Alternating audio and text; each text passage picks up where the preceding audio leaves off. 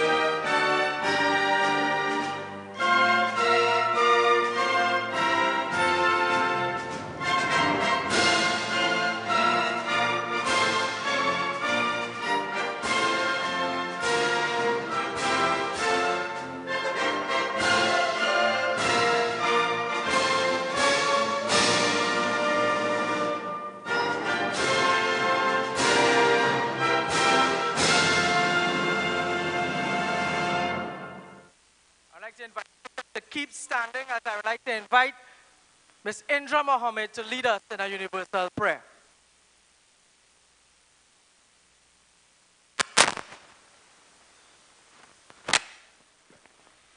Good afternoon, everyone.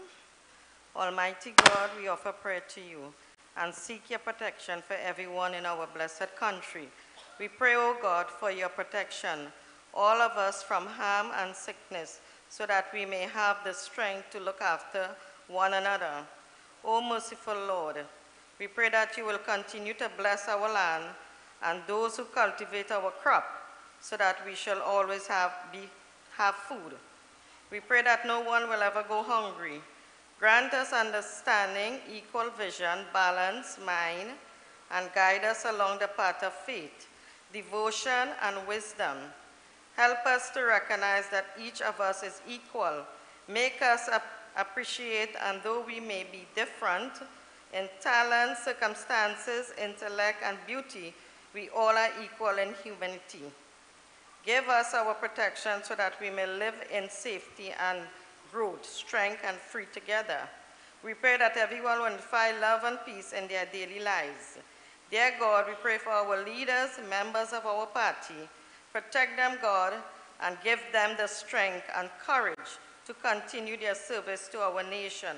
Without fear or favor, we pray for all our citizens.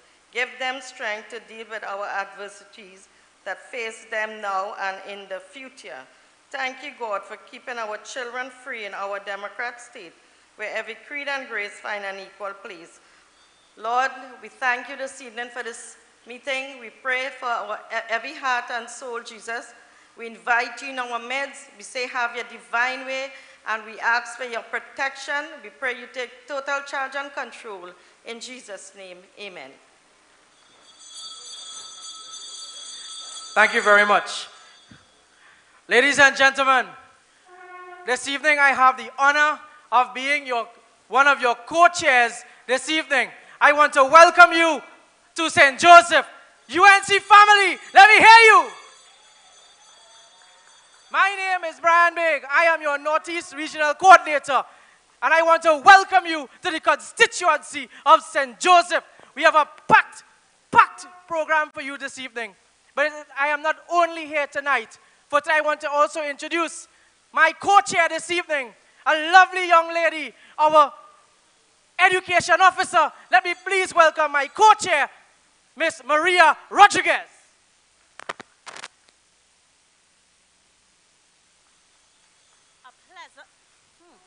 A pleasant good night to my UNC family. Somebody say, yeah, yeah. Say it with me, I am UNC and I am proud. Say it, I am UNC and I am proud. My name is Maria Rodriguez and I am your newly elected education officer.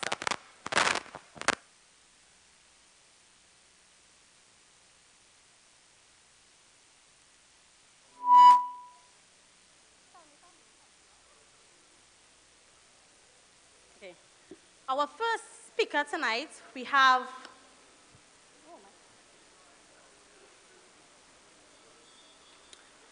this person, this individual. This is someone who is always on the ground, who always answers his phone, who is dedicated and who is loyal, and who is committed to this party, and who is also a stalwart.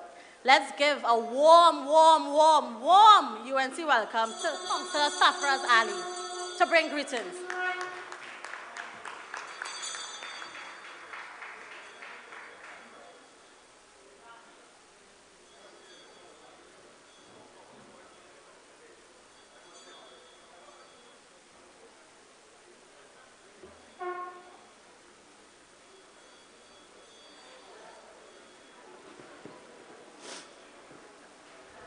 A pleasant good night, my UNC family. Before I start anything, I have 2 questions for you. Are you ready to take back government from this wicked regime?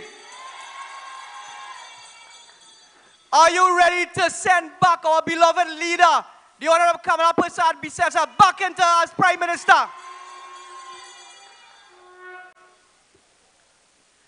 My friends, when we look at what is happening around us, every system, everything is just failing around us. Am I right?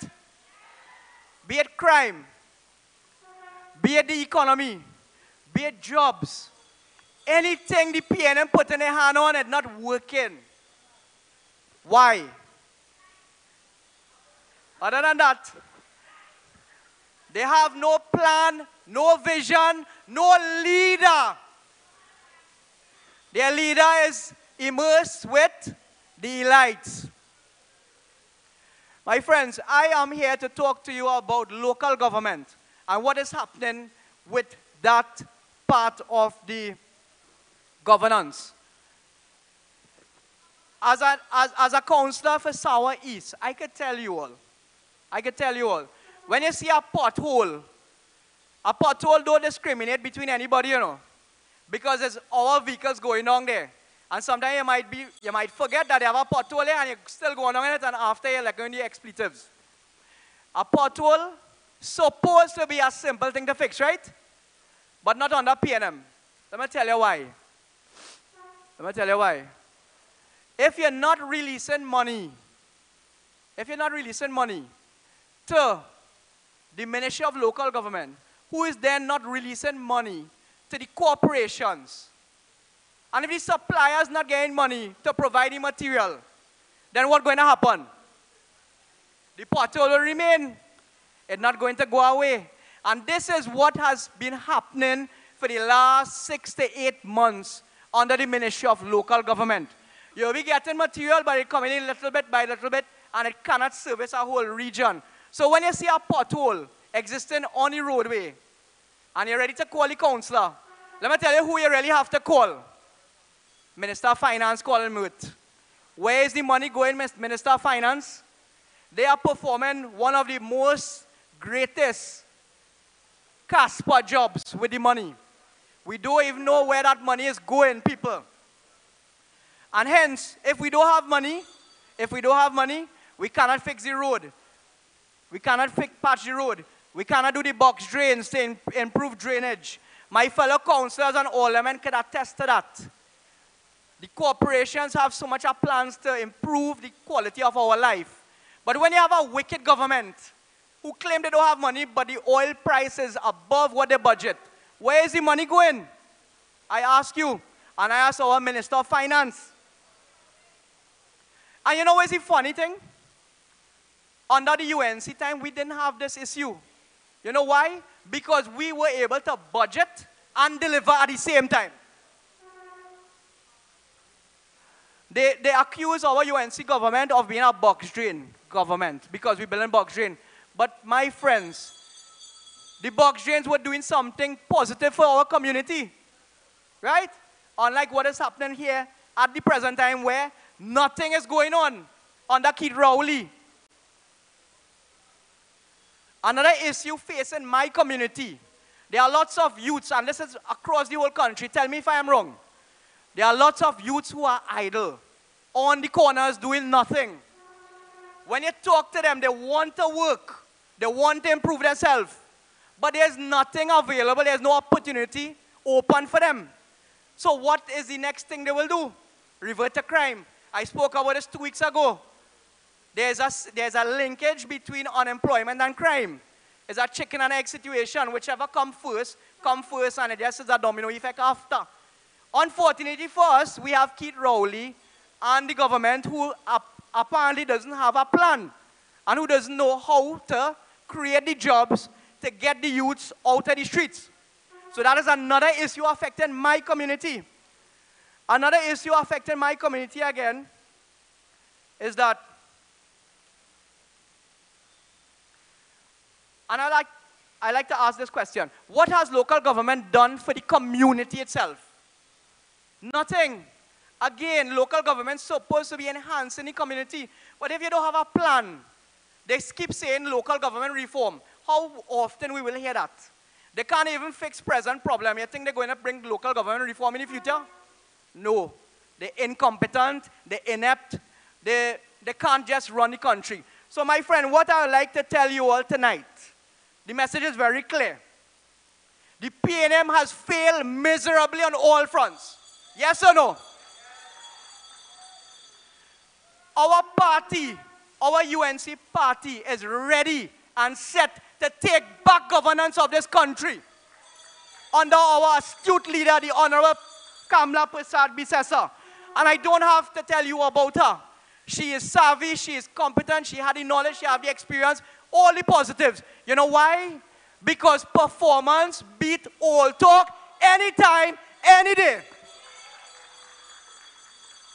I would just like to conclude by long live our party, long live.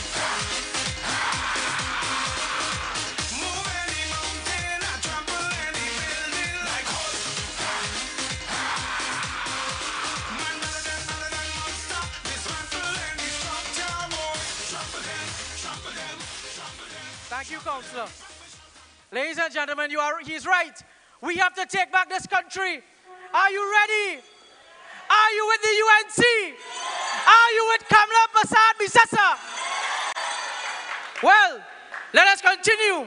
Coming now is a lady who is the councillor for this area. She is even my councillor, a very hard-working councillor from the Tunapuna Piarco Regional Corporation. I welcome Councillor Seema Ramsaran Augustine.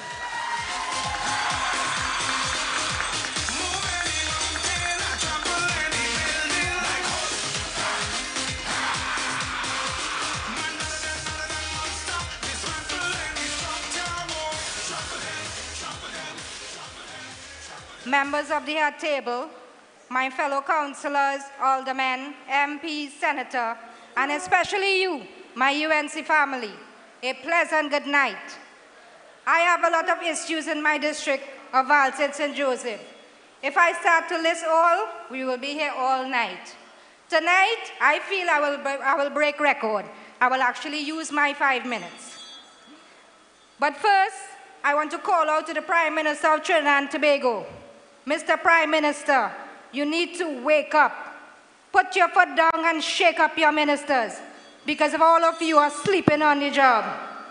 Mr. Prime Minister, you and your government have failed the citizens of this country. Wake up and do your job, which the citizens of this country are paying you to do. Your Minister of Works and Transport is a total failure. While he's sleeping on his bed, some of the residents of Real Spring can't get to their home because of flood. You know why it's flooding? Because the Wyaba River hasn't been dredged since the People Partnership came out of office. All I'm hearing is no funds, but yet contract was awarded for interchange. Project start, work ongoing inside Kedona. I wonder how come. Mr. Prime Minister, there are more important things than traffic. Our people are suffering.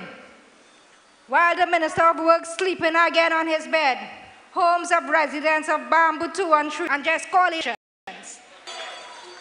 My idea this evening is to bring greetings, but people of Trinidad and Tobago, the people of St. Joseph, we declare failure. We declare failure to Terence Dial Singh, the MP of St. Joseph.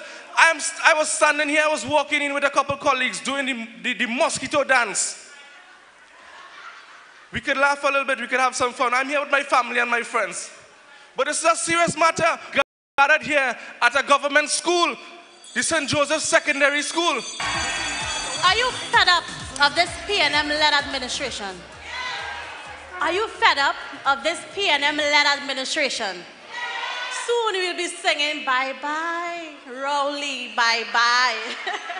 Our next speaker tonight, we have someone who served as a councillor for 17 years, who is currently the alderman, one of the aldermen at the Sawa Regional Corporation. He was also areas. Recurrent expenditure is seeming of something of the past, so we can't do to the day-to-day operations. And the difficulty with that is that the members of the public, you, the burgesses, keep asking for services. How can you, a government called the PNM, how can we deliver when they cannot deal so grim? That a few years ago you would recognize and might remember that there was a particular contractor and contractors who levied on WASA because of the inability of the authority to pay suppliers for material and contractors monies owed. Do you all remember that they levied and they blocked the gate of transport yard in St. Joseph and took away vehicles that belong to this? That means more people on the breadline who will suffer again to try to survive. That means increasing the crime in the country. People have to eat food to survive. And now that they are saying that, they are now telling you another thing now. You heard the Minister of Public Utilities indicating that water rates will go up as TNTEC rates. So my brothers and sisters, we have a job to do. We have a leader that's in front of us. And as I close, I want to remind you, the political leader of our party has the experience, the political knowledge, the vision, the savvy, a computer-driven nation to first world status under the Honorable Kamla Persad Bissessar.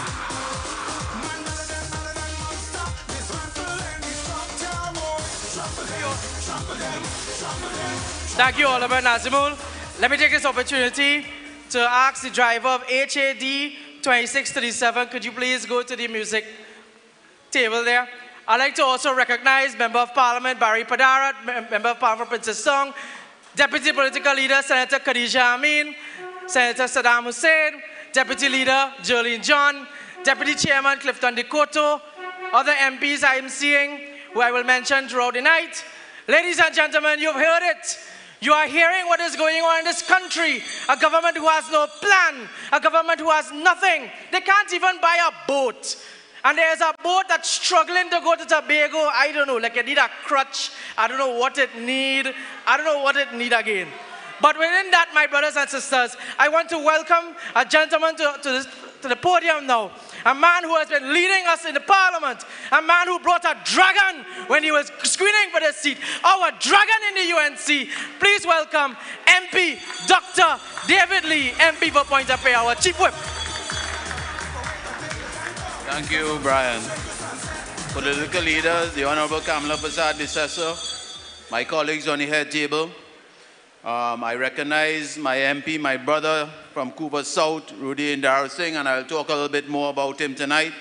I recognize MP for Chaguanas East, Fazal Karim, dynamic Minister of Tertiary Education. I recognize Chairman of all our corporations. I want to recognize the Chairman of this great United National Congress Party, Mr. Peter Kanai. Give him a round of applause, hard-working gentleman. My other colleagues on NATEX and all the senators. Brothers and sisters, before I start, I have a quote. Sometimes God will put a Goliath in your life for you to find a David within you. I am here tonight.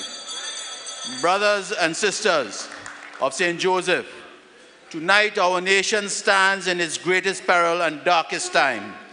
Tonight we meet with the democracy when the freedoms and rights of our people, as well as the institutions of our nation, are under attack from this incompetent and uncaring Rowley-led administration. Tonight, brothers and sisters, we have come to join hands and voices with you and say, enough is enough. It is time for this administration to go.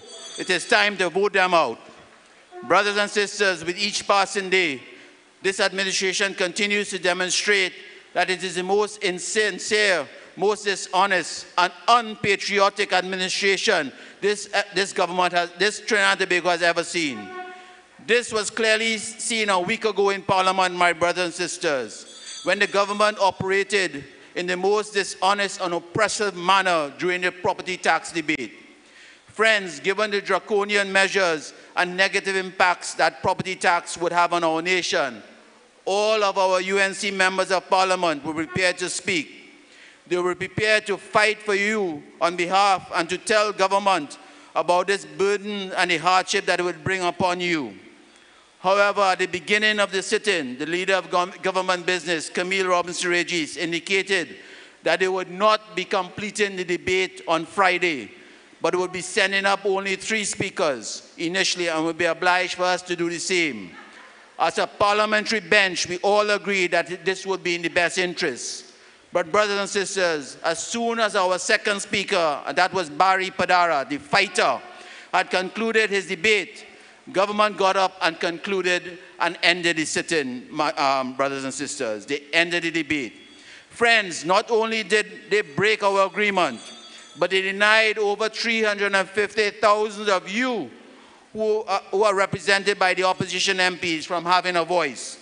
It was clear that the government moved swiftly to muzzle the opposition, as both of our members, the MP for Tabaquite and the MP for Princess Tong, who had spoken thus far, had significantly highlighted how this administration is seeking to financially cripple the citizens of Trinidad and Tobago with its property tax. It is important to remember that this is a government who is afraid of the truth. They were afraid that our members continue to expose the Prime Minister, who in 2009 spoke against the same property tax. We must never let the population forget that. Keith Rowley in 2009, December the 18th, 2009, voted against this property tax, my brothers and sisters. Brothers and sisters, this is a government that continues to show contempt and disregard for parliamentary process. At the last sitting on Friday, the same Prime Minister yet again displayed he's not fit for public office when he verbally attacked MP Dr. Mrudal Munilal. You all remember that? By saying, what did he say? Meet me out on the pavement. Which national leader responds like that? It is belittling for high office holders to be alluding to any form of violence, as it sets a bad example for our nation and our youths. We have seen that this behavior has now passed on to his ministers, where the Minister of Education has also verbally abused my brother, my friend, my colleague, the MP for Cooper South. And I want to say to them, they touch one, they touch all of us here tonight. This is a government that has outlived its usefulness.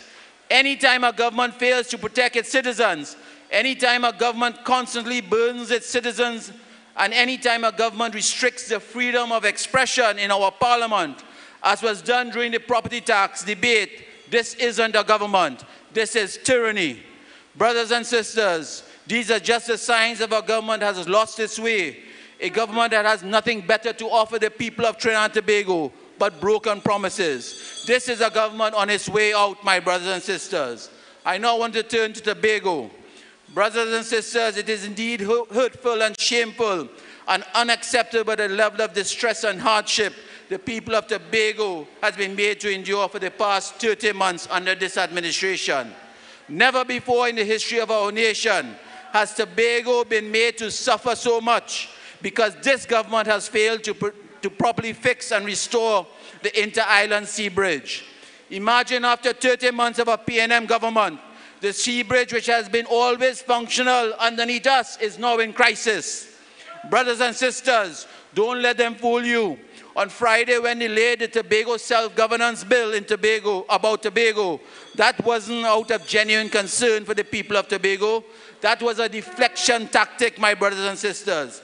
The PNM boasted that this bill will help Tobago achieve its development goals.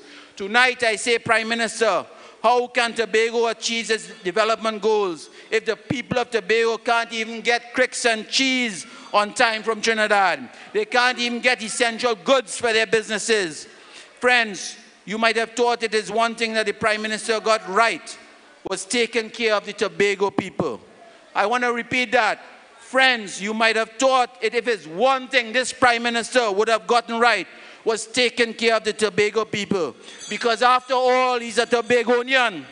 But what we have seen as a leader, he failed the people of his hometown, failed the communities of Tobago that he grew up in, failed the land that nurtured him. If Rowley can fail Tobago so badly, no wonder he's failing entire Trinidad and Tobago, my brothers and sisters. When you look at the sea bridge crisis that has been plaguing this nation for the past year, you can clearly see it has been caused by the government's incompetence, lack of transparency, and underhandedness. When the Superfast Galatia stopped sailing in April 14, 2017 last year, it wasn't that the company had just decided to stop offering a service. It's because this government made no moves to secure the service, my brothers and sisters. They made no move to have any alternative in place. So in 2017, when this nation was without a ferry service for the first time, it was because this government sat idly by and did nothing. Why would a patriotic government, as they call themselves, do this, my brothers and sisters? We must ask that question. Why are they suffering the people of Tobago? Then on July 24, 2017, when citizens thought they were actually getting a solution, you know what they got? The Cabo Star, my brothers and sisters, with a one-year contract. You remember the Cabo Star? And the Prime Minister said that contract costs more monthly than a Superfast Galatia. But friends, you must remember this wasn't the end of our problems, because citizens were told that after a week after the Cabo Star arrived, the Ocean Flower 2 was supposed to be here, my brothers and sisters. What our citizens actually got was the bubble of the century, my brothers and sisters. The Ocean Star flower never arrived on time. Then came the damning report. The boat was being reviewed by the port engineers and the CEO of the port at the time, Mr. Leon Grant. They got rid of Mr. Leon Grant. They got rid of the CEO, Ms. Lewis. They identified several shortcomings and problems with the vessel. Following their inspection in Panama, they had to terminate the contract, my brothers and sisters. Imagine since August 2017, the Prime Minister has been promising the people of Tobago a new passenger ferry. Brothers and sisters, nearly 1 year later, the people of Trinidad, more and more so Tobago, has been betrayed by this government, because up until this moment, we have yet to receive that promised ferry. What is even more damning, my brothers and sisters, than broken promises of this government is the fact that they continue to disregard the hardship of the Tobago people, my brothers and sisters. At times we go to Parliament to raise the issues for the people of Tobago, and they tell us the UNC is creating what? Fake news, my brothers and sisters. But brothers and sisters, the reality is that many businesses are closing down in Tobago because they cannot get supplies. Was said on January 18, one of the major bookstores, Mr. Nigel Khan, was in tears because he was forced to close his business in Tobago, my brothers and sisters. over 34 small businesses as of today have closed their doors because they cannot get supplies. Hoteliers have reported that they have lost over $25 million since this ferry impasse. It is so bad, the owner of Ruvenel's Guest Hotel has said he has to let go over 18 employees because his hotel is at zero occupancy, my brothers and sisters. Brothers and sisters, was this what the people of Tobago voted for? Did they vote to lose their jobs? Did they vote to lose their businesses? The people of Tobago are now totally fed up of this neglect by the Keith Rowley administration. On March 6, the Inter-Island Truckers Association is called for a 2-day shutdown of businesses in Tobago, my brothers and sisters. This neglect and disrespect to the people of Tobago is a sign of a government that has no vision and no compassion for its citizens, my brothers and sisters. But friends, you know what is ironic? Despite these many calls for help and stories of distress, the government continues to say all is well in Tobago. Then on December 6, 2017, after the port failed for 6 times to secure a boat, the Prime Minister appointed a 4-man committee chaired by Imbert. You remember Imbert and the MV Sue? That was a vessel that Imbert, when he was Minister of Works, purchased for the government and the people of Trinidad and Tobago that costed over $50 million, and not one day that ferry served the people of Trinidad and Tobago. We must never let them forget that. My brothers and sisters, what has this committee done, this Imbert-led committee? Where's the ferry? The people of Tobago are suffering, my brothers and sisters. You know, they say the vessel was cheap, but the Chinese have a saying. What they say? Good thing, no cheap. Cheap thing, no good, my brothers and sisters. My grandmother always taught me that. Carnival season came and went, and it was a fiasco in Tobago. Christmas came and went, it was a fiasco in Tobago of getting to and from Tobago, my brothers and sisters. Many broken promises by this government, my brothers and sisters. And I want to say, my brothers and sisters, as I end, brothers and sisters, it is clear that Trinidad and Tobago is in its worst possible state that it has ever been. As a nation, no citizen can identify one single thing after 30 months that this government has done to benefit us. As a nation, our country is crying out for an end to the Rowley-led administration. After 30 months, this government has failed in every single aspect.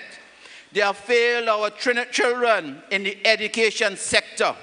They have failed our economy. They have failed our national security. They have failed our healthcare system. They have failed every national institution in Trinidad and Tobago. This Keith Rowley-led PNM is carrying our nation down a path of no return, and they must be stopped now, my brothers and sisters. I want to let you know that the United National Congress isn't the opposition. The UNC is your next government. We have a brilliant team of fresh ideas and experience. Brothers and sisters, as a party, you have had the best prime minister this nation has ever seen. A leader with experience in saving Trinidad and Tobago. A leader whose government brought down crime. A leader whose government restored the economy. A leader whose government protected your children's future. Kamla Persad-Bissessar has the experience. She has the vision. She has the courage. And most of all, she has the compassion for us, brothers and sisters. Brothers and sisters, together with Kamla Persad-Bissessar, we will rebuild and take back our great country from this wicked PNM called Trinidad and Tobago. I thank you.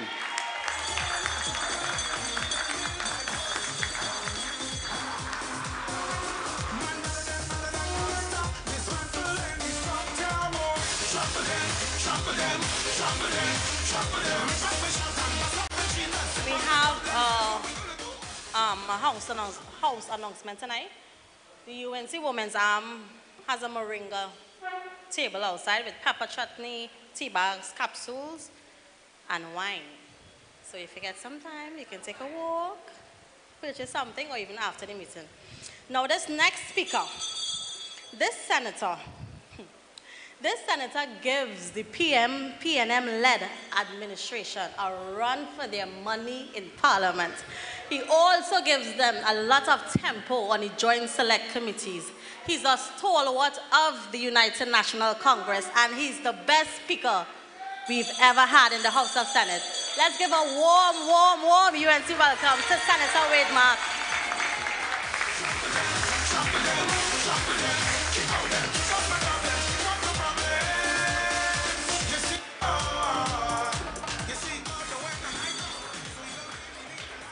Thank you very much, Sister Chairman, my colleagues at the head table, my parliamentary colleagues in the audience, councillors, members of the executive, my brothers and sisters all. This evening, I would like to share with you some thoughts on jobs and our economy. I want to remind you that under the Honorable Kamla Persad-Bissessar, we were able to create over 55,000 jobs. Never forget that. I also, brothers and sisters, want you to recognize that since the PNM came into office some 30 months ago, over 30,000 workers have lost their jobs, and it is rising. Trinidad and Tobago is faced with its worst economic crisis, which is a creation of the PNM's incompetence and anti-people's political philosophy.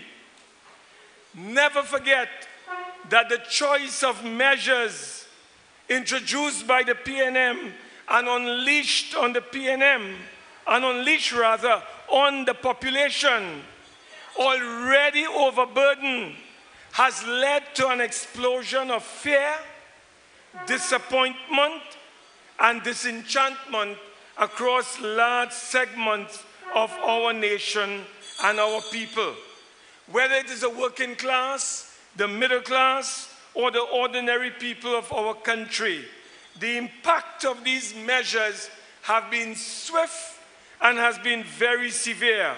It has been manifested through rising unemployment and underemployment, increasing levels of poverty and crime, growing income inequality and concentration of wealth, loss of business confidence and competitiveness, increasing political risk, industrial instability, and brothers and sisters, if this continues, we can face social unrest and civil strife in our country.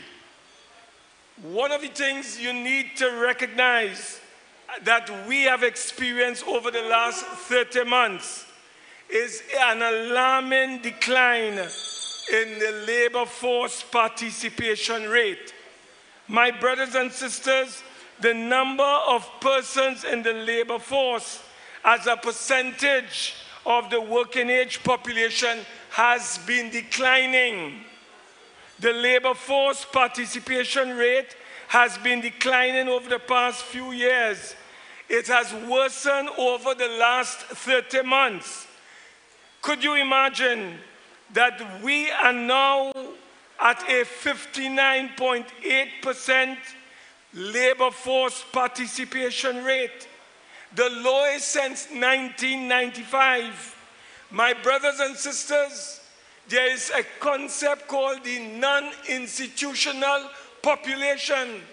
Those are citizens between the ages of 15 and 65 who are able and willing and capable of working. They range between 15 years and 65 years. We are talking about 1,070,000 citizens in that category. The labor force today, as we speak, is only 640,000. giving us a participation rate of less than 60%. Could you imagine, brothers and sisters, that we have in our country today close to 330,000 citizens who cannot find jobs in our country because the labor force participation is low? It means to say that the government is not creating opportunities for the citizens to participate effectively. In a country called Iceland, there is a participation rate of over 87%. In Barbados, it is over 65%. In Trinidad and Tobago, under the PNM, we are down to less than 59.8%, the lowest since 1995. Now, many factors could be responsible for this development. But I want to let you know, brothers and sisters, that one of the challenges that we face in Trinidad and Tobago today is that 1% of the labor force since 2006 has been murdered. Close to 605 workers, averaging 29 years, have been murdered in this country and has impacted negatively on our labor force, participation rate, and involvement. My brothers and sisters, when you have a low level of labor force participation, what happens is that production falls, national output declines, and as a result, you have the country experiencing what we know as negative economic growth and social underdevelopment.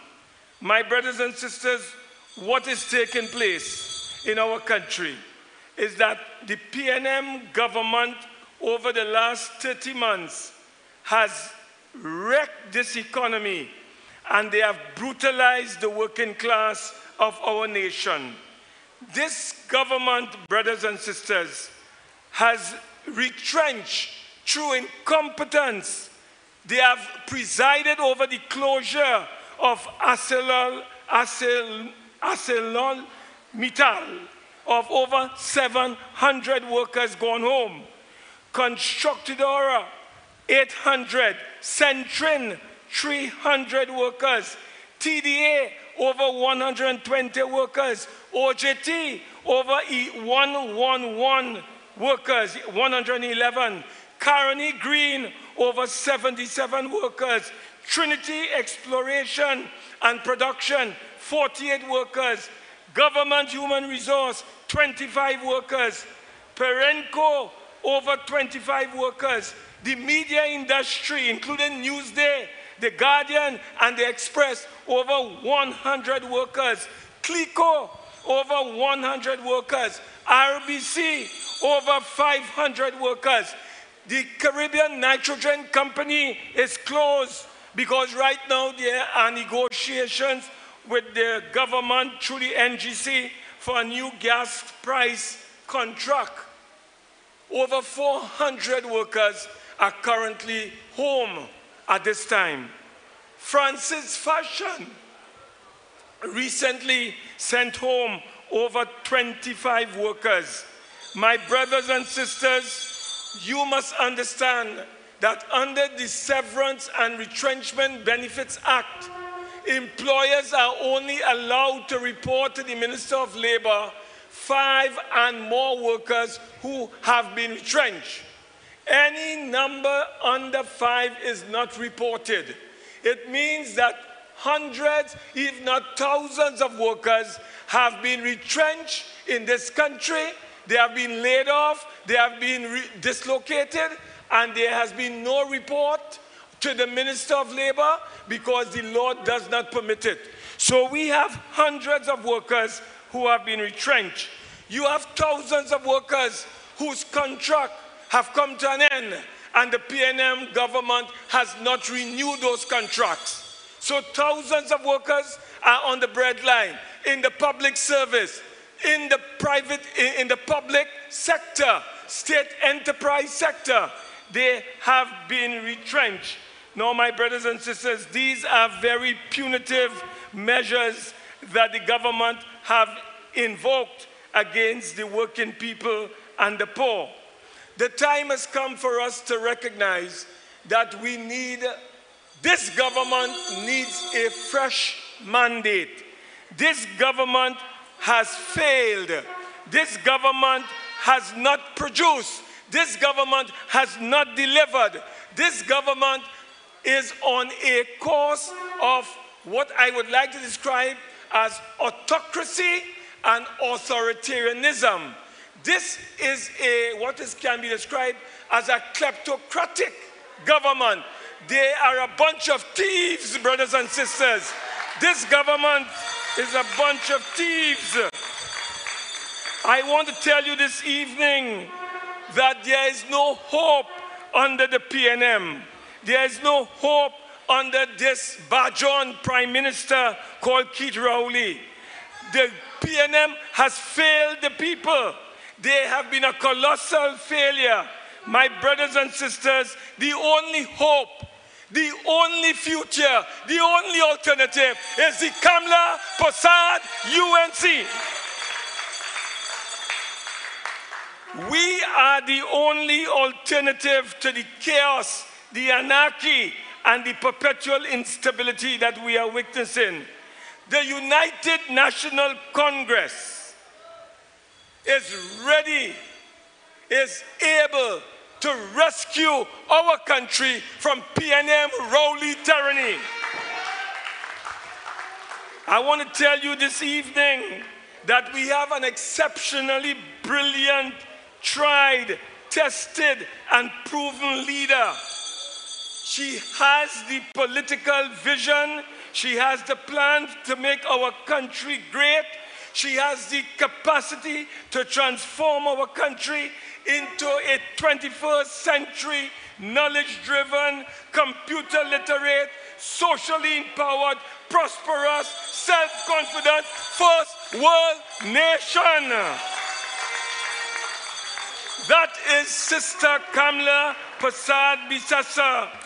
We are absolutely clear that we have a plan, brothers and sisters, to provide jobs to our country and our youths in particular who are under pressure. The United National Congress is planning through its work to revolutionize the agricultural sector. There is a lot of potential in the agricultural sector for development, for growth, for food security, for generating foreign exchange, for conserving foreign exchange, for linking agriculture to tourism in our country. Tourism is another aspect to revolutionize and to transform our economy, to generate jobs for our young people in Trinidad and Tobago, brothers and sisters. We also have, brothers and sisters, the manufacturing sector that can increase the number of jobs from 50,000 to 100,000. And the United National Congress is working and planning to deal with that particular transformation. So, brothers and sisters, I want you to know that in the United National Congress, there is hope, there is a future, there is an alternative. The time has come for our nation to rid itself of this cruel, wicked, evil PNM government, brothers and sisters. We have to begin. And I put out a challenge to the people of St. Joseph. Diyal Singh has been temporarily occupying and squatting here in St. Joseph. The time has come to send a message to Diyal Singh. And I want to tell you that St. Joseph must return to the fold of the United National Congress. Let us unite. Let us go forward. United we stand. Let us move forward towards a new dawn, a new day, a new morning under the distinguished leader of our party, the Honorable Kamla Persad Bissessa. Long live the UNC. Long live the people of TNT. Long live St. Joseph. Forward ever, backward never. Forward ever, backward never. Forward ever, backward never. Thank you very much.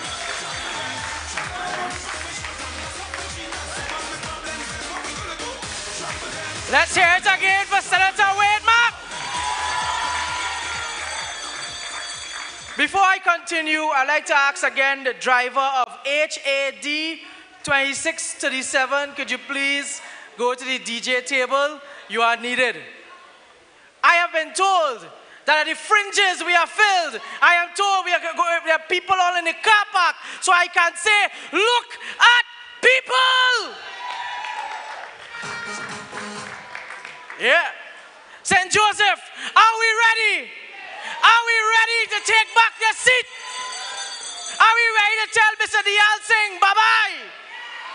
My brothers and sisters, let me just recognize some more MPs in our midst. We have MP Vidya Gayadin Gopi Singh, MP Dr. Rudal Munilal, we have MP Christine Nawalo, MP Fazal Karim, we are seeing the chairman of the Kuva Tabaki Talparo. I am seeing some long-standing activists.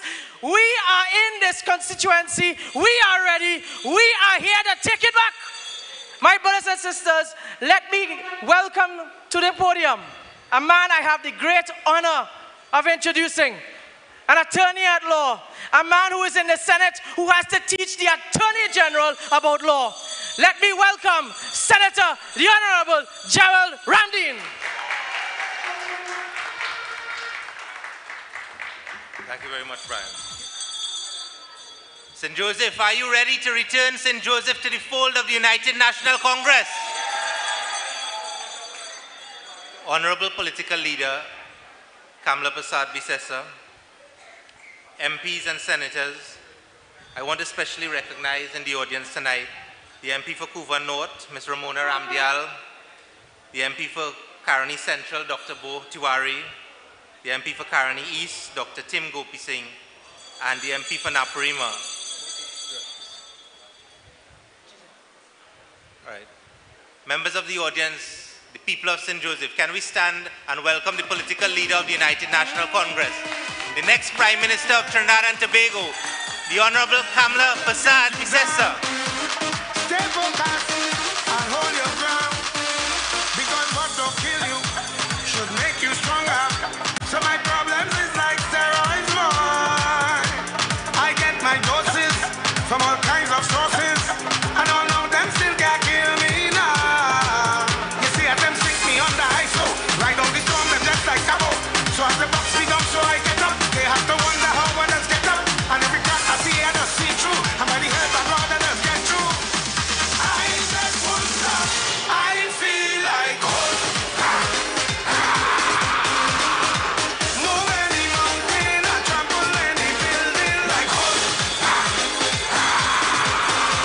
man better than monster. Dismantle any structure, boy.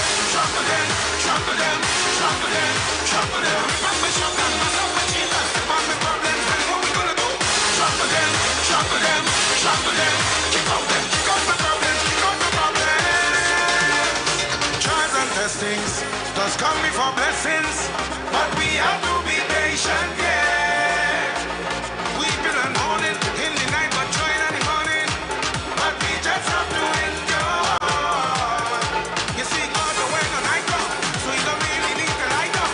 Them say what was around comes right back around. I go wait until the time come. So from sun up straight to sunset, you can catch I bus and I sweat.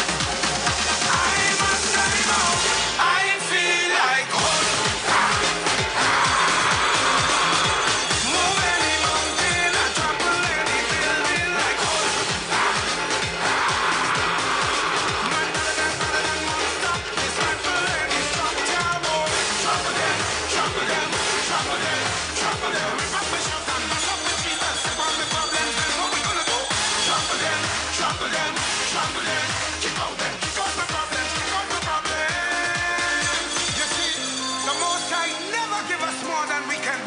but he gave us the strength and the will and the power and the courage to handle our problems through him. So on the count of 4, I want everybody step on their problem. 1, 2, 3, 4. Trample them, trample them, trample them, trample them. Brothers and sisters of St. Joseph, let us give the next Prime Minister of Trinidad and Tobago a warm St. Joseph welcome.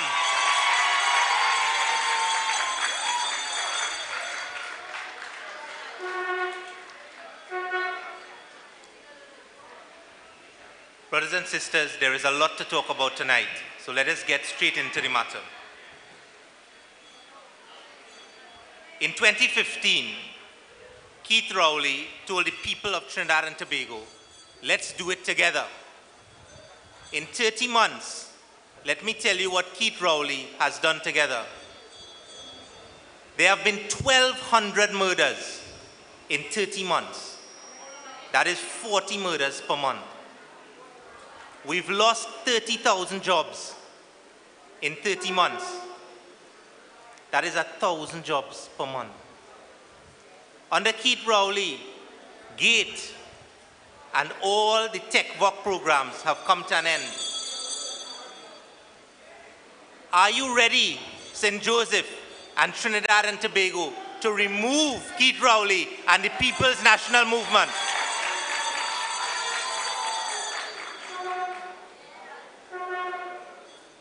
In 2010, between 2010 and 2015, the one thing that you could have been assured of is that you had a Prime Minister who cared for each and every citizen of this country. A Prime Minister who proved that she cared. And you must remember, the first act that Kamla Persad-Bissessar performed as Prime Minister by Cabinet Minute Note number 1 of 2010 was to establish the Children's Life Fund to save the lives of the children of this country. And one of the last things that Kamla Persad-Bissessar did as Prime Minister was to commission the Children's Hospital to save the lives of the children of this country.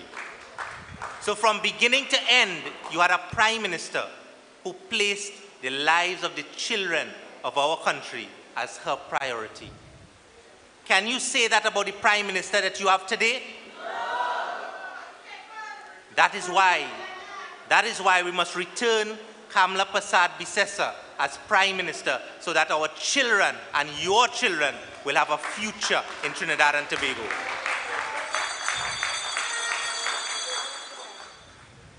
Tonight, I want to touch on a very important topic with you and talk to you about this anti-gang legislation that was dealt with in Parliament on Friday.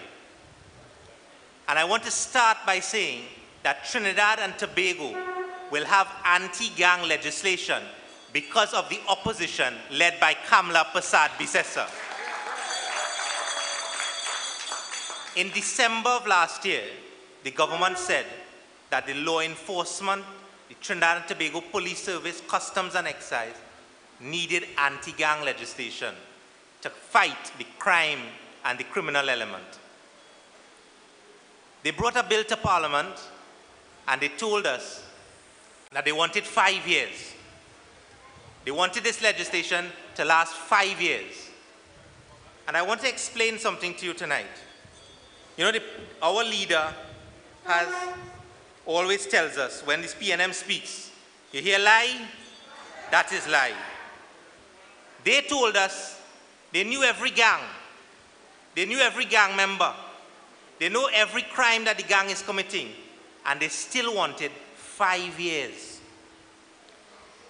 In July of 2016, you know what Faris Al-Rawi, the Attorney General, said to this country? In Parliament of all places, because Parliament is where they lie the most. In Parliament of all places, he said, today, Madam Speaker, we have a very different position. We have a government saying, give the time to do the consideration that is required. Let us put into a position to do the work that was not done by the last government. Let us produce statistics which will show whether kidnapping for ransom continues to work the way it did when SORT was around. Let us look at the efficiency of what the anti-gang law looks like and hear what he says. Let us complete the work and come back within a 2-year time frame. In 2016, the Attorney General was telling the Parliament they wanted 2 years for anti-gang. In 2017, when this anti-gang bill was debated, he told us in Parliament again, he said they wanted 2 years up to August 2018. 2 years. When that bill was not passed in Parliament in December of last year, the first thing that the Prime Minister did, you know what he did? The next day, he went out there and said, blame the UNC. Blood on the hands of the UNC. But did he do anything to cause that legislation to pass? Nothing. It was the leader of the opposition, Kamla Persad-Bissessar, that wrote to the Prime Minister. Wrote to the Prime Minister and told the Prime Minister, let us meet, let the government and the opposition meet. Let us find a bipartisan way to move this legislation forward and to pass it, if you are saying that law enforcement wanted it. It was Kamla Persad-Bissessar that proposed to the government that let us use the standing orders to bring back the anti-gang bill to the Parliament. While Rowley was complaining and doing nothing, the leader of the opposition was fighting to get the anti-gang legislation back into Parliament. A better bill. We met, we took the advice of the leader of the opposition. Dr. Rudal Munilal led a team, and I want Dr. Rudal Munilal will confirm that when we went into that meeting, the government didn't make one suggestion to the opposition to improve the legislation. We had to do it. The opposition fought on behalf of the people of Trinidad and Tobago so that today anti-gang legislation is here because of the leadership of Kamla Persad-Bissessar. While the leader of the opposition was working hard for the people of Trinidad and Tobago, Rowley couldn't even answer a letter that was written to him, Stuart Young and Al Rawi. And you know, the anti-gang legislation and the experience that this country has seen in the last 2 months, it shows you who will really stand up for you and who will fight for you and who will defend your rights in and outside of the Parliament of this country. Kamla Persad-Bissessar has a track record. She has demonstrated she will fight for the rights of the citizens of this country. And while the opposition is prepared to work, you were told last week by the Deputy Political Leader, Ms. Jerlene John, you know what the government is prepared to do? While the opposition is working and preparing to go back into government, the Rowley-led administration, the Rowley government, they prepared to golf and gallivant and gallery. That is why this country is in the state that it finds itself in today. They have failed and they have collapsed. And yesterday, you heard that the chairman of the port resigned. Tonight, I want to remind you of something. I want to tell you the extent of the collapse of this PNM Rowley-led administration. Under this administration, you must remember, the chairman of Petrotrin, Andrew Jupiter, resigned. The president of Petrotrin, Yearwood, resigned. The chairman of TDC, Denise Deming, resigned. The chairman of EFCL, resigned. The chairman of the port resigned twice. The chairman of the sport company resigned. The chairman of CDA resigned. The chairman of the Economic Development Board resigned. The only thing we're waiting on now is for Rowley to resign.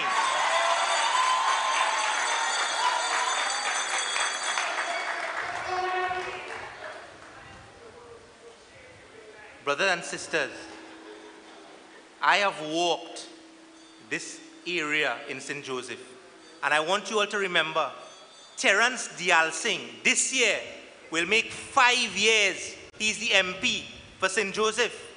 And in 5 years of Terence Dial Singh, 5 years of Terence Dial Singh, you know what he's proven to the people of St. Joseph? He has failed, just like Rowley. But you know what he's proven to the people of St. Joseph? He will do nothing for you in opposition, and he will do even less for you when in government. That is Terence Dial Singh. Today, your MP in St. Joseph on the newspaper talking about organ transplant. I want to tell Terence Dialsing tonight, St. Joseph also want a transplant, not an organ transplant. They want an MP transplant. That's what they want. The MP for St. Joseph, look at the behind where we sit here and have this meeting tonight. There is a school that has been abandoned by the PNM. And tonight, just like, I want you all to remember that when this government, the People's Partnership government led by Kamla Persad-Bissessar was in power, in 5 years, between 2010 and 2015, we delivered over 100 schools to the children of this country. When Kamla Persad-Bissessar left this country in the hands of Rowley, there were 70 schools. 70. The school that sits right behind here in Curepsec, 70 is one of 70 that we left. After 30 months, the Rowley government has not been able to deliver one school to the children of this country. Not one. Under Rowley, I want to tell you all this, we are in dangerous times. And if there is one reason that you should get rid of Rowley and the PNM, it is because that is the only way your children will have a future in this country. Can you imagine? The leader of the opposition always says the first duty of any government is to provide and to protect. Today, we have reached back to a stage where when your children leave home in the morning, you're not sure whether they will come back at night. There are parents, when their children leave school or work, you know what they do? They pick up the cell phone and talk to them until they reach home. That is where we have reached under Rowley. In between 2010 and 2015, under Kamla Persad-Bissessar, we reduced crime to the lowest it was in 33 years. Today, there was a robbery in a lawyer's office opposite the headquarters of the commissioner of the Trinidad and Tobago Police Service, opposite Port of Spain headquarters last night. And can you imagine, we have reached back to the point where when someone breaks into your office and you call the police service, they're telling you in 2018, they have no vehicles. They're right next door and they're telling you they have no vehicles. That is what we've been reduced under Keith Rowley and Mervyn Dillon, Edmund Dillon, Faris Al-Rawi and Stuart Young. Do you all want to continue like that for another 2.5 years? Terence Dialsing is the Minister of Health. When we ask him in Parliament, when you're going to open the Children's Hospital, you know what that man shamelessly stand up in Parliament and say? He said, that's a vanity project. The PNM not on vanity projects. I want to tell you tonight, we must tell Terence Dialsing and the PNM, Terence Dialsing and PNM is a vanity project that we are going to get rid of. Can you imagine that in this constituency, after 5 years of Terence Dialsing, that Farm Road has a mosquito and rat infection under the Minister of Health? Can you imagine that? Enough is enough. You're right. When we walk this area, I thought Terence Dialsing wasn't the Minister of Health. Tonight, I thought he was the Minister of Rubbish.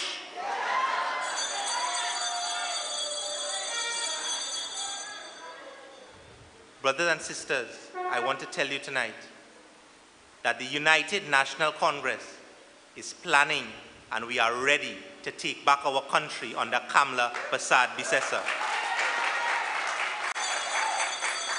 We are ready to take back our country and open the Children's Hospital for the children of our country. We are ready to take back our country under Kamla Persad-Bissessar and save the lives of your children by using the Children's Life Fund. We are ready to take back our country and protect and provide to you, the citizens of Trinidad and Tobago, whether you're in the east, the west, the north, and the south. We are ready to put back a Prime Minister who has a plan. We are ready to put back a Prime Minister who has a vision. We are ready to put back a Prime Minister who you can be assured will care for you and your children. We are ready to put back a Prime Minister that will ensure that your children have an education, that we will rebuild GATE and give to every child in this country a laptop. Last week, we asked the Minister of Education how many laptops has the PNM bought since September of 2015. You know what he said? 0. That is the way that the government of the day cares for the children of our country. Tonight, I want to tell you, brothers and sisters, the time has come for us to come together, for us to put Kamla Persad-Bissessar and her team, a team that will care for you, care for Trinidad and Tobago, and deliver on the promises and ensure that you and your children have a future in this country. St. Joseph and Trinidad and Tobago, the time is now. We must get together and remove this Rowley administration and put the United National Congress back into the corridors of power of Trinidad and Tobago. I thank you.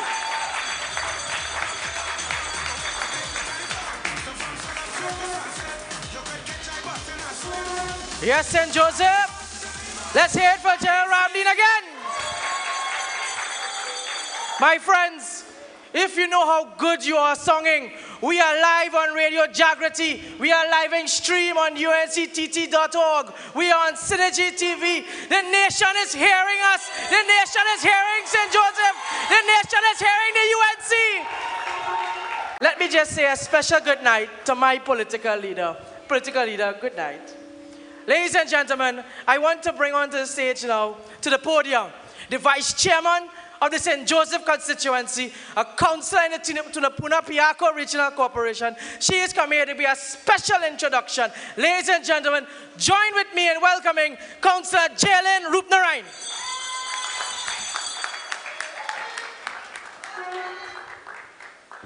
My UNC brothers and sisters, are you UNC and proud? Let me hear you say it. I am UNC and proud. Special good evening to each and everyone. Tonight, I have the honor and privilege of introducing a person who is very special to everyone in this hall. A very strong woman who by her accomplishment has paved the way for people like me to serve this country. She is the only leader we can ever have who had the young people of our nation as heart. The only leader who has always acted while thinking about the future of Trinidad and Tobago. Do you agree with me? Coming from the St. Joseph Constituency Executive, we have been neglected by the Keith Rowley administration. The villagers have been appealing for simple work to be done to develop this community.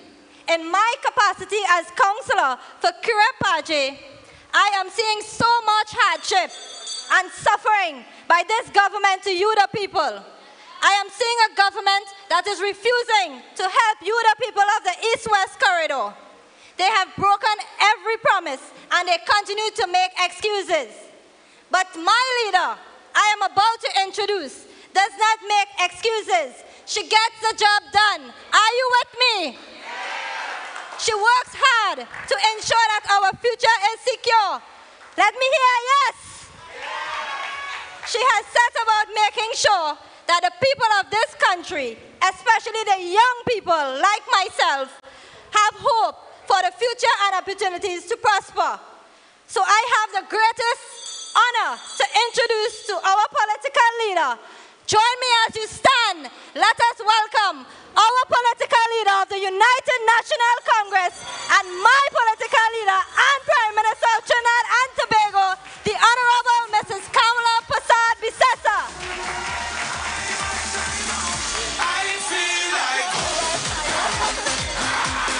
Thank you so much. Thank you.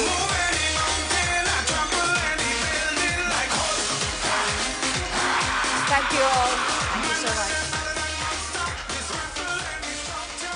Thank you very much. Thank you. Thank you so much. Members of the UNC family here in the constituency of St. Joseph and all those listening on the airwaves, I say good evening to all of you and thank you very much. Those of you sitting here, I am so happy to see so many of you here tonight. Give yourselves a round of applause. I do believe that Team UNC is excited to be on the pavement in the interests of the people of Trinidad and Tobago. I can feel your energy. I can sense that you are ready. I can sense that you are willing, that you are able to return good governance to Trinidad and Tobago. Tonight I want to ask you, are you ready? I want to ask you, are you yellow and ready? Are you ready to bring Team UNC back to the corridors of power? Thank you for that. You know, there are some outside, people have all kinds of views, and there are some out there who are talking about we need to unite the UNC. There are those who are looking for a place in the sun. And I want to say tonight that we welcome anyone who is willing to work for the people of Trinidad and Tobago in the best interests of Trinidad and Tobago. And we must remember also that the 1970s, the 1980s, and the 1990s were very different times from today in 2018 as we go forward in 19 and 20. Very different times. And therefore we need new faces, new voices, new strength. We need the young people of our party and of our country to come forward. We are not to go backwards. That's where the PNM is going. That's where the PNM has gone for the last 2.5 years, governing by looking in the rearview mirror. We must look backward, yes, to learn from our mistakes. But the only way that this country can go forward, the only way that our children can get full opportunities, the only way that there will be prosperity for all is if we engage the young people. We must today build the leadership of tomorrow, and so I welcome all young people in Trinidad and Tobago to join hands with us. So let not your heart be troubled by the bleatings and the cryings of a few who thinks that they think that this party is not united. This party has never been more united than it is today. So don't get distracted. Don't get sidetracked. We have great people in this party, and my vision for our party, my aim, my goal for a party, which is shared by you in the party, is to marry the experience, those with solid experience, with those who have the new and the bright and the fresh ideas. So there is a space and a place for everyone, for every age and every gender, and for every creed and race. There's a place in our great party, the United National Congress. So as I put that behind us, rest your fears on that. I know that many of you are worried about our nation. Many of you are very worried about our nation and the direction in which we are going. And so I want to ask you, because I have made my choices in answering the following questions. Are you better off today than you were in 2015? Do you feel safer today? Do you have more job opportunities today? Do you have better health care today? And as we're in the constituency of the Minister of Health, tonight I call him out and I say, get out of the Ministry of Health, because everyone is suffering because of the bad and poor health care. I am told a baby died on Saturday in the San Fernando Hospital. I'm told in the very recent past, over 6 babies have died in that hospital because of some bacterial infection. In this day and age, nothing is said, nothing is written, except the parents and the mothers, the fathers who cry in pain for the loss of their children. Where is the Minister of Health? When the ceiling is falling down in the San Fernando Hospital, where is this MP, the Minister of Health, when it is that people cannot get CDAP drugs, they cannot get the medications, you go into a hospital, you cannot get basic medications. Healthcare has collapsed under this government and under this Minister of Health. And I'm sure he'll come to Parliament Friday with one long story. When you ask him a question, he could never answer the question, also with some story. This is a man who told you how much teeth he had in your mouth, by the way. Can you remember what he said? Stood in Parliament and said he has a person has a full mouth of teeth. And the number he gave was a totally wrong number. He doesn't even know how much teeth that you have in your mouth. This is the Minister of Health. So, what we have seen in the last 2.5 years as we're in midterm makes us fear for the future of our children, of our grandchildren, and of our nation. They have failed in every single field. They have failed with respect to every human endeavor. They have failed with respect to every sector of the society. They have failed with respect to every strata, every person, every place. In the last 2.5 years, they've demonstrated they are abject, total failures. I want you to look at the screen for a moment, because it's not just Kamala saying it or the UNC saying it. I want you to look at the screen. This is the front page of nothing other than the Sunday Guardian. Can you read it? Are you seeing it? Front page, poor marks for the PNM. Poor marks for the PNM. And you just allow me to get my copy. It's difficult to see it from here. I will get mine. So here we are. Poor marks. Poor marks when it comes to the economy. Failed. Crime, failed. Health, failed. Tourism, failed. Foreign affairs, failed. Energy, failed. Government's performance, failed. Prime Minister's performance, failed. This is the Sunday Guardian, which is the Sunday Guardian. That's as much as I will say. This is from them.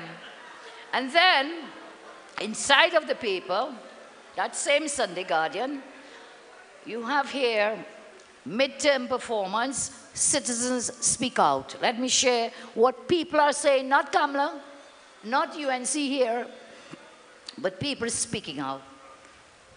And so we have Crystal Simon. Can you see it there on your screen? This is what she has to say. 35 of point 14, housewife. This is a position that Rowley was not ready for. He is not doing a good job at all. This government can do a lot better. Crystal Simon of point 14.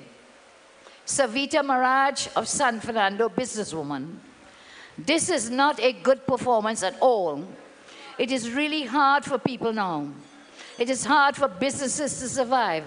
And people cannot afford to pay for food because prices are high. Do you agree with her? Then we have Colleen Thomas of Well Road, Superior, unemployed.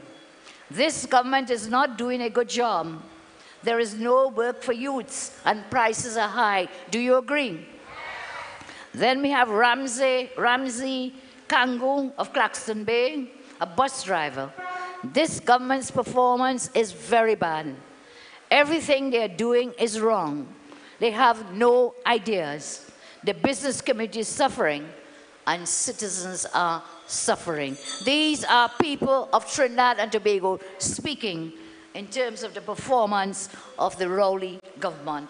So you feel it, we feel it, everyone is feeling it. Even their own supporters are complaining about the lack of performance on the part of this government. So where have they brought us after 2.5 years in their midterm? We are now, under 2.5 years of government, a nation in crisis. Crime is out of control. This is the reality. People are living in fear. And so today, the murder number is 110 murders, and not even 3 months have passed in the year 2018.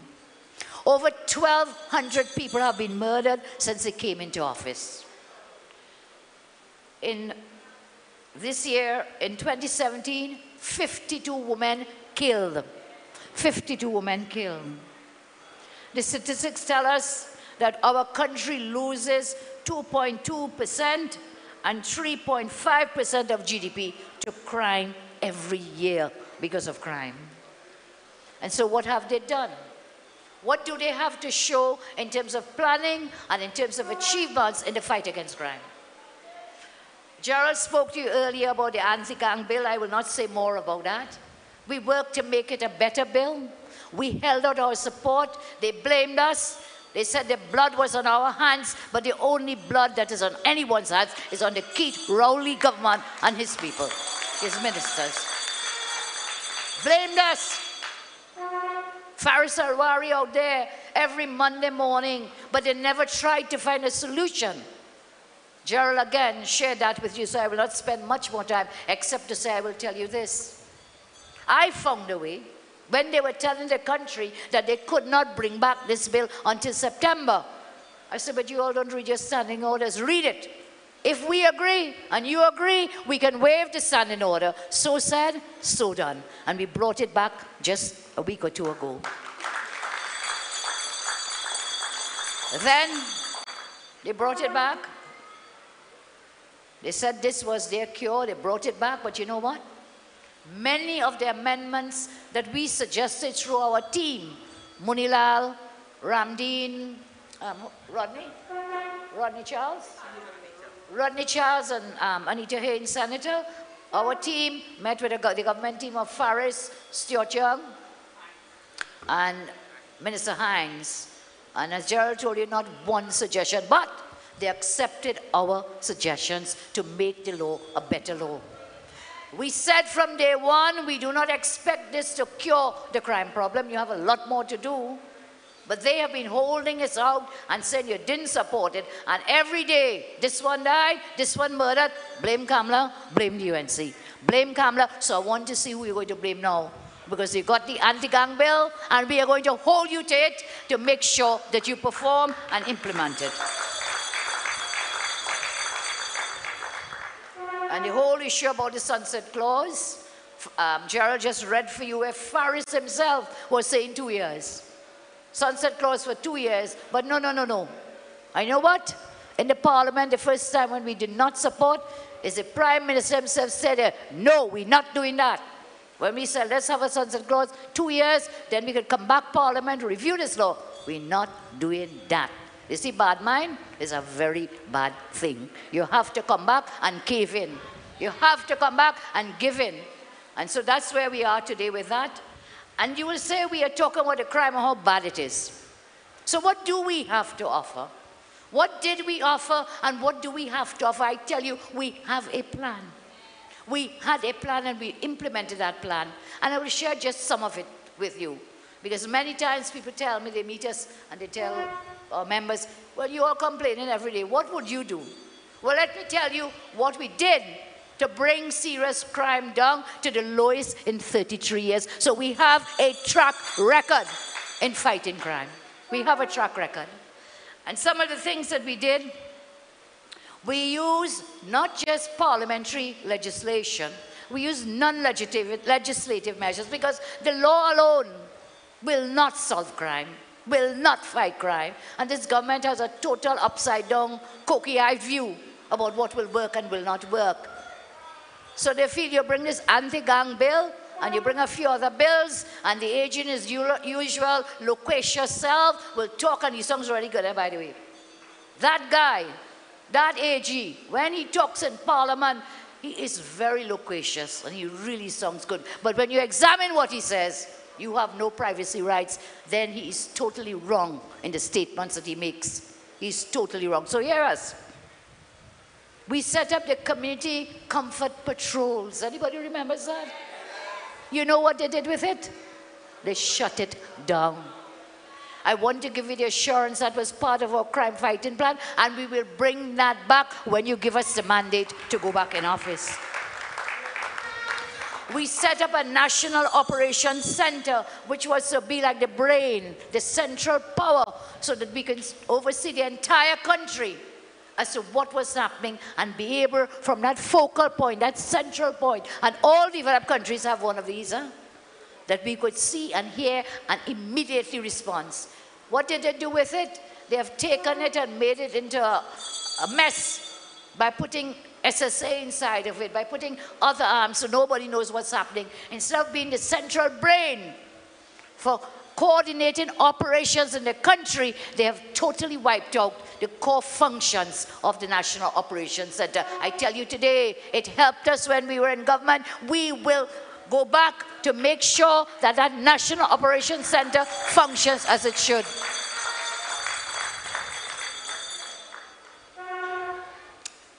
You know, we established a National Security Specialized Operations Group.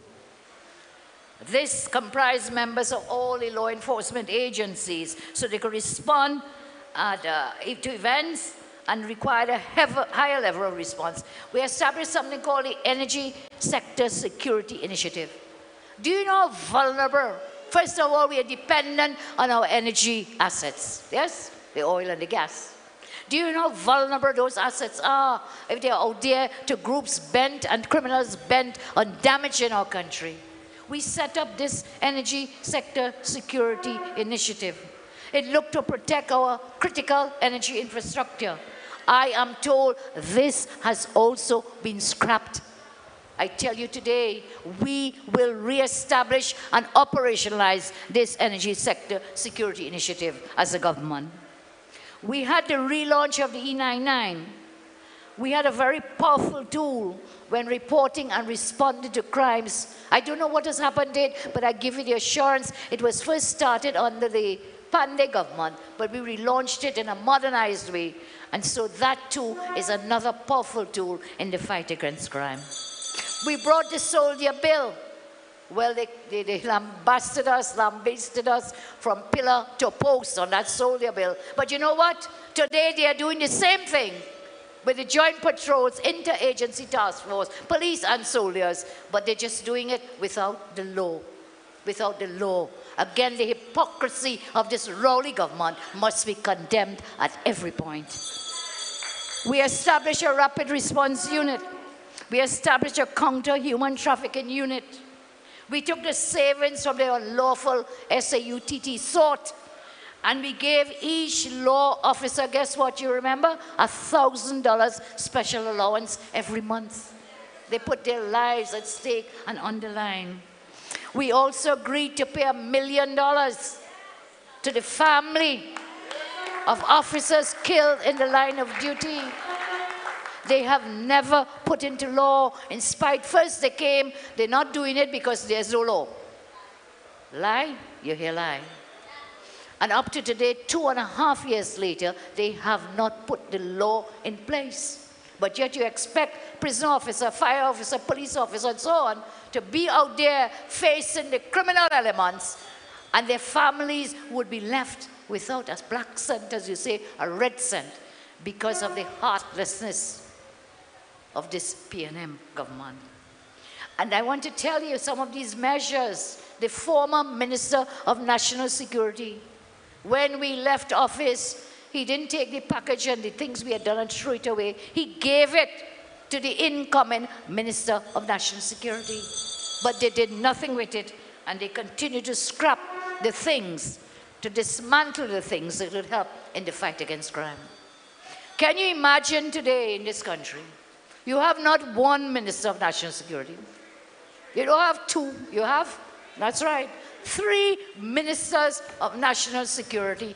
And I must commend young MP Ramona Ramdial. In Parliament on Friday, she asked a question, what do you predict to be the crime rate? Or was it crime or murder rate as we go forward? And the minister got up and said, you think I'm a seer man? You think I have a crystal ball? And then she got up and said, well, are you saying you have no confidence in your strategies and your plans? You have no confidence that you can bring down the crime? Well, who tell Ramona to say that?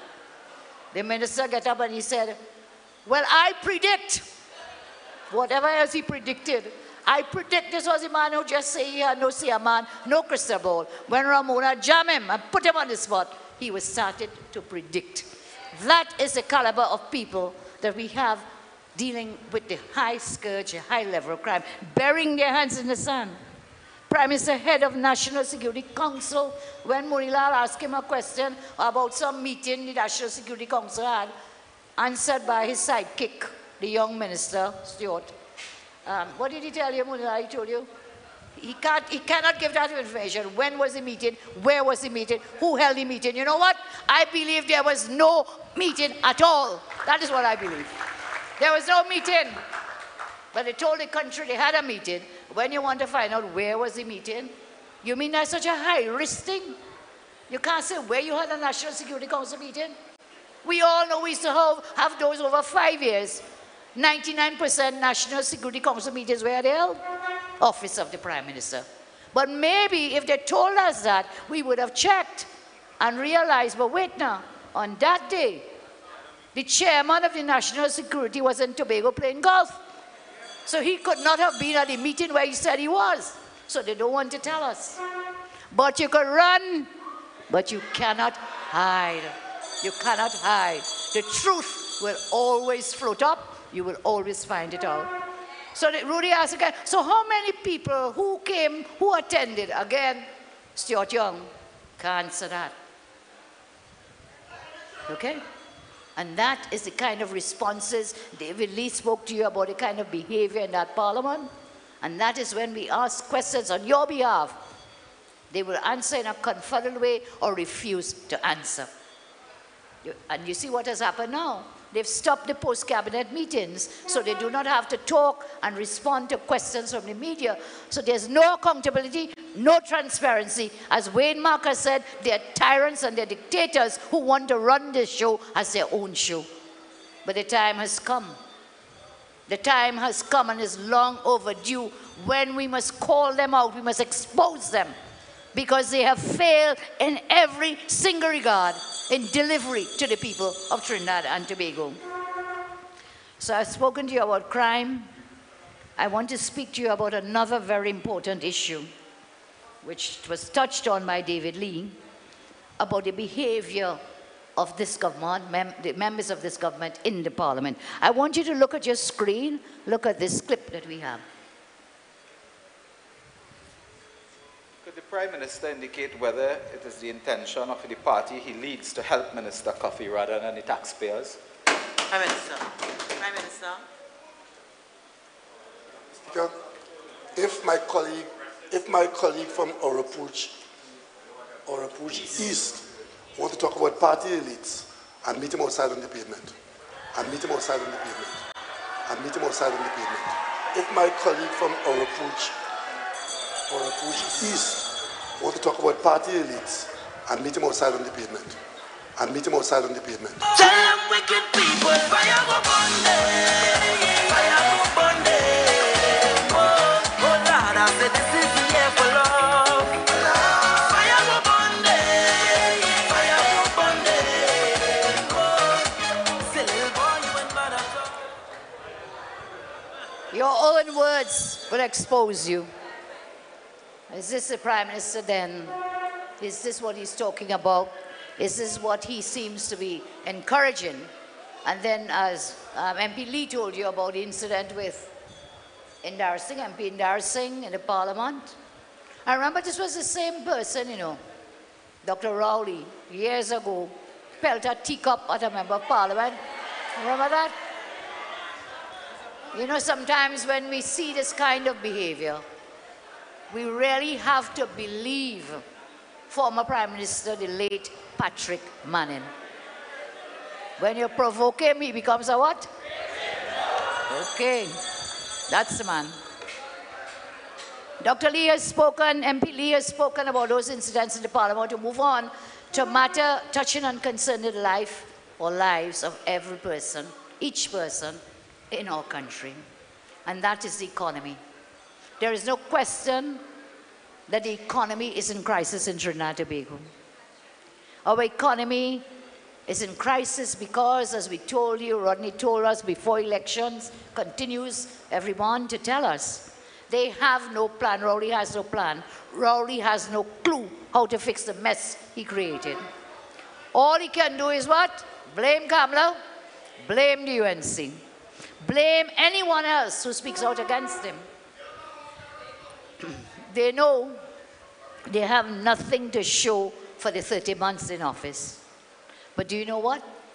They have spent more than $112 billion. Did you know that? The central bank report which came out in March, just a few days ago, this year, that central bank report says they have spent in their 30 months, not in 30 months, in 2 years, about $112 billion. I don't think you could ever imagine how much money that is. 112 is about 9 zeros you have to add after that. 112, 0, 0, 0, 0, 0, 0, 0, 0, 0. You wouldn't have paper to print the amount of zeros. $112 billion. And what do they have to show for it? Nothing. They have nothing to show for it. So, our debt level is increasing, foreign exchange declining, revenue declining, as Wade told you, over 25,000 jobs lost, and not one measure, not one policy, not one idea how to fix the economy. You may tell me, yes, they have an idea, but that is not fixing the economy. That is brutalizing the citizens, and that is tax upon tax upon tax. They believe they can get more revenue to use to build the economy by what? Tax upon tax upon tax. And that is their mistake and will forever be their mistake. They are doomed. When you see a brilliant man like Terence Farrell, as Gerald just said, resigned from the Economic Development Board, well, you know it's water more than flour. Something had to go really wrong because he is a great economist. And clearly the government was not following the suggestions coming from that board. And so they do not want their own advice from their own advisors, and the economy continues to tumble. So record job losses, economy in recession, and continuing to tumble with each day. I want to share with you, again, from the latest central bank bulletin. And I do this, as I say, because you may not get a chance to read it. I have a copy of it here. Let me get it first. This is it. Central Bank Economic Bulletin, March 2018, Volume 20, Number 1. March 2018, just a few days ago. What this does is to give us the stats, the numbers, the figures. And what it does, it confirms everything we have been saying when it comes to the statistics presented in it. Again, this is not Kamala speaking. This is not UNC speaking. This is the central bank. And the governor of the central bank was appointed by whom? The Rowley government. They fired the good one, the last one. This is their central bank governor. These are their numbers. And when we look at the data contained in this, we see, first of all, that new natural gas production in September 17 helped to reverse 7 consecutive quarterly declines in GDP. You know why? Because something called the juniper field. And these people so bold-faced. As somebody said, teeth in. They huff the idea, they huff the juniper field. That happened under the People's Partnership, under my watch, which today is accounting for more output in natural gas. Let's look at their unemployment numbers. Wade has shared some with you. In 2017, at the end of 2017, we are now starting 18, unemployment rate was 4.5%. When we were in office and left office in our time, it was 3.1%. So unemployment, Wade gave you some raw data. These are actually from the central bank data. The number of persons with jobs fell by 6.7 thousand, what they call year on year, from last 17 to January here in 2018. And the number of persons without jobs increased by 5,000. Again, there is no firm economic recovery as yet on the horizon. And then we have public finance data, very important. Total revenue, they have received in revenue for 2017, just completed the fiscal year, $9 billion. In our last year in office, we got in revenue $44.9 billion. Now they will tell you oil and gas fell, they tell you we T4 the treasury and what we didn't do. All right, so you know your revenue is falling. What did you do? What plan did you put in place to get revenue from other sources other than the oil and gas? They did nothing except tax and tax and tax. Not one plan, not one project to diversify the economy. And I'll tell you tonight some of the plans that we have. Total expenditure. They have spent from September 2015, as I told you, to December 2017, $112 billion. I just shared that with you, the expenditure. In 2015, 14-15, or last year, we spent $59.9 billion. They borrowed a total of $22.9 billion. $22.9 billion. They have done that in 27 months. That is at the rate of $851 million a month they've been borrowing. And anytime you're borrowing more than you're earning, than your revenue, you know what you are? You are bankrupt. They are taking this country into bankruptcy. And when they're taking the country into bankruptcy, they are bankrupting you, your children, and your grandchildren. It is not them, it is you. Every one of you, every citizen, together with your children and your grandchildren. And when they borrowed this $22.9 billion over the last 27 months, end of last year, that does not include 2 drawdowns from the Heritage and Stabilization Fund, another $4.2 billion. So it's 22.9 plus 4, 26, almost $27 billion they borrowed in the last 27 months. What do they have to show for it? What do they have to show for it? A declining economy in recession, crime at the highest, healthcare at the worst, jobs being lost every day, nothing but negatives to show from all this money. And we continue. The external debt to GDP, the external debt doubled from since we were in office to now. External debt now, remember, is not TT dollars. No. External debt is in what? US dollars. They have doubled the external debt of this country, of you and me, and every one of us in this country. When we left, it was 8.6%. They have doubled it to 15.3%. Central bank data, not mine. The total net public debt to GDP. All right, in case you didn't know what is GDP, GDP is a gross domestic product, the production of our nation, of our country. The debt, the public debt that the government is owing, meaning you owing them, by the way. Never think it's them, it's also you. The debt to GDP, September 2015, when we left office, was 48.2%. You know how much it is now? 61.6%. Debt to GDP. Net debt to GDP. You know what is even worse? When we left office in 2015, the deficit, that means the shortage of your revenue to expenditure, was, guess what? $2.7 billion. Do you know what it is today? At the end of last year, 12.6 billion, a 500% increase. And they want to tell us about maxing out, what is to say it in Parliament, max out the overdraft and spend every cent. Listen, your deficit increased by 500%, man, in 27 months. And you want to tell me you know how to manage this economy? You want to tell me that you could take care of the children of this country? Of the elderly and the poor? of the middle class or any class. They can take care of no one.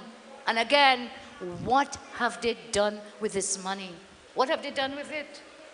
Our official foreign reserves, you hear them weeping, wailing, gnashing teeth. Official foreign reserves. Can't get Forex. You know what they've done with our official foreign reserves? When we left office in September 2015, well, first of all, in December 2014, our official foreign reserves was 11,497 million US dollars. Okay? That's 11.5 billion US. By 7/11/88, about 89 billion TT dollars. You know where they've brought us down to now? They brought us down to $8.2 billion.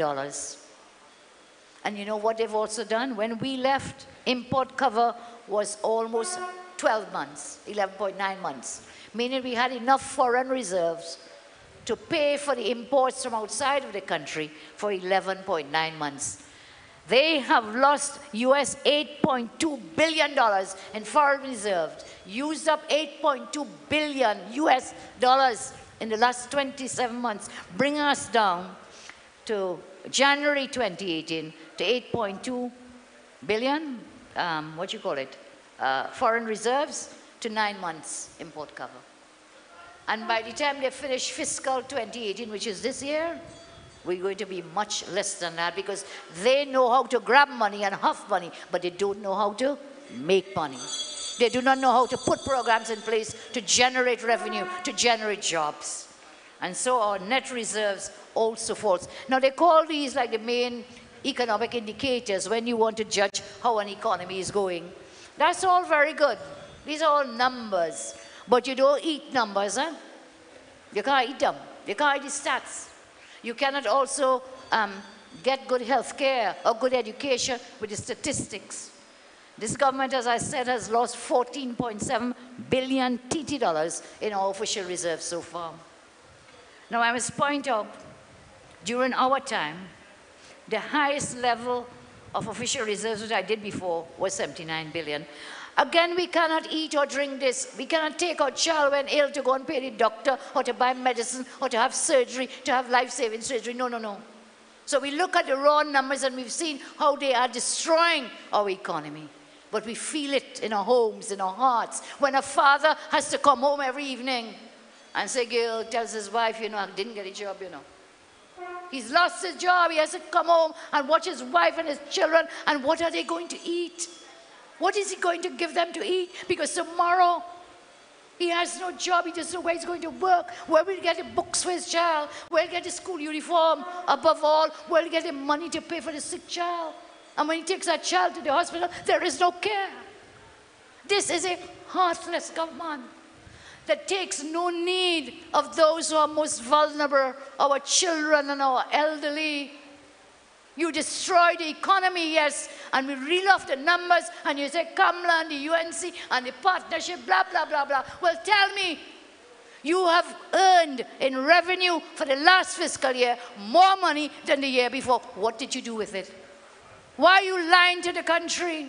Why do you continue to lie? I tell you, you could run and you could lie, but you cannot be hide. You will be exposed. You will be exposed.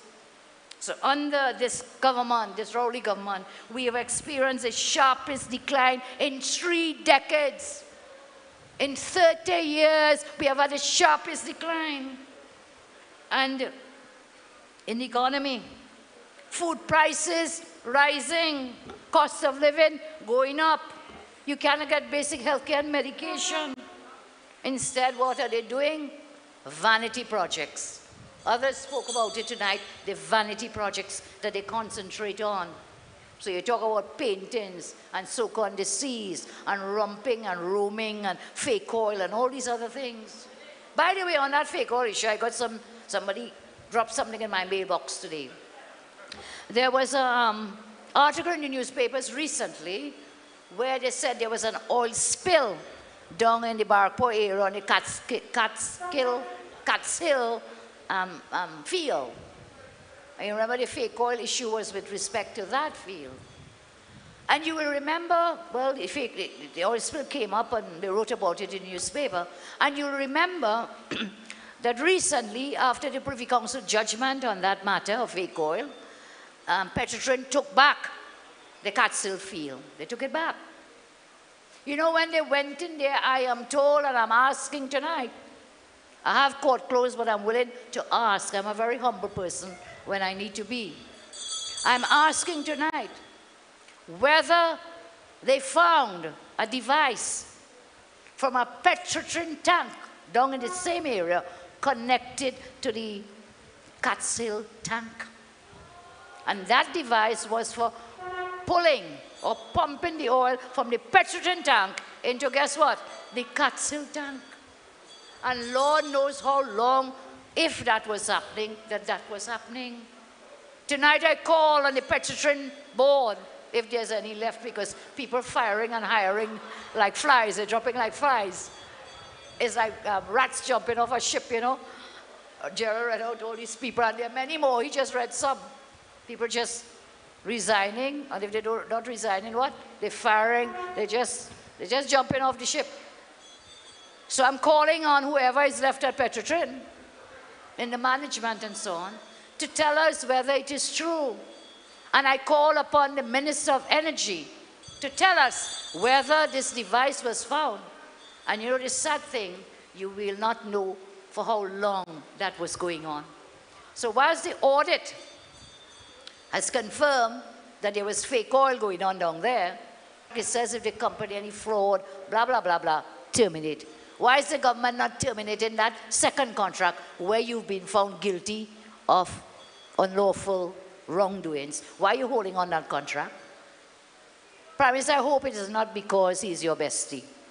I hope that's not why he's still holding, because I have read a copy of the contract someone sent to me, and it is clear that where you've been, look, you do it once, you will do it twice. So let's look into that. And I again repeat what our MPs have been raising in the Parliament. Why is this matter not sent to the police? Why don't you send all these files, all the foreign investigations and so on, to the police? Why? Why don't you want to send it? Are you waiting till you get your own hand-picked people in the police service before you send it? They sent it to the DPP. Why not to the police?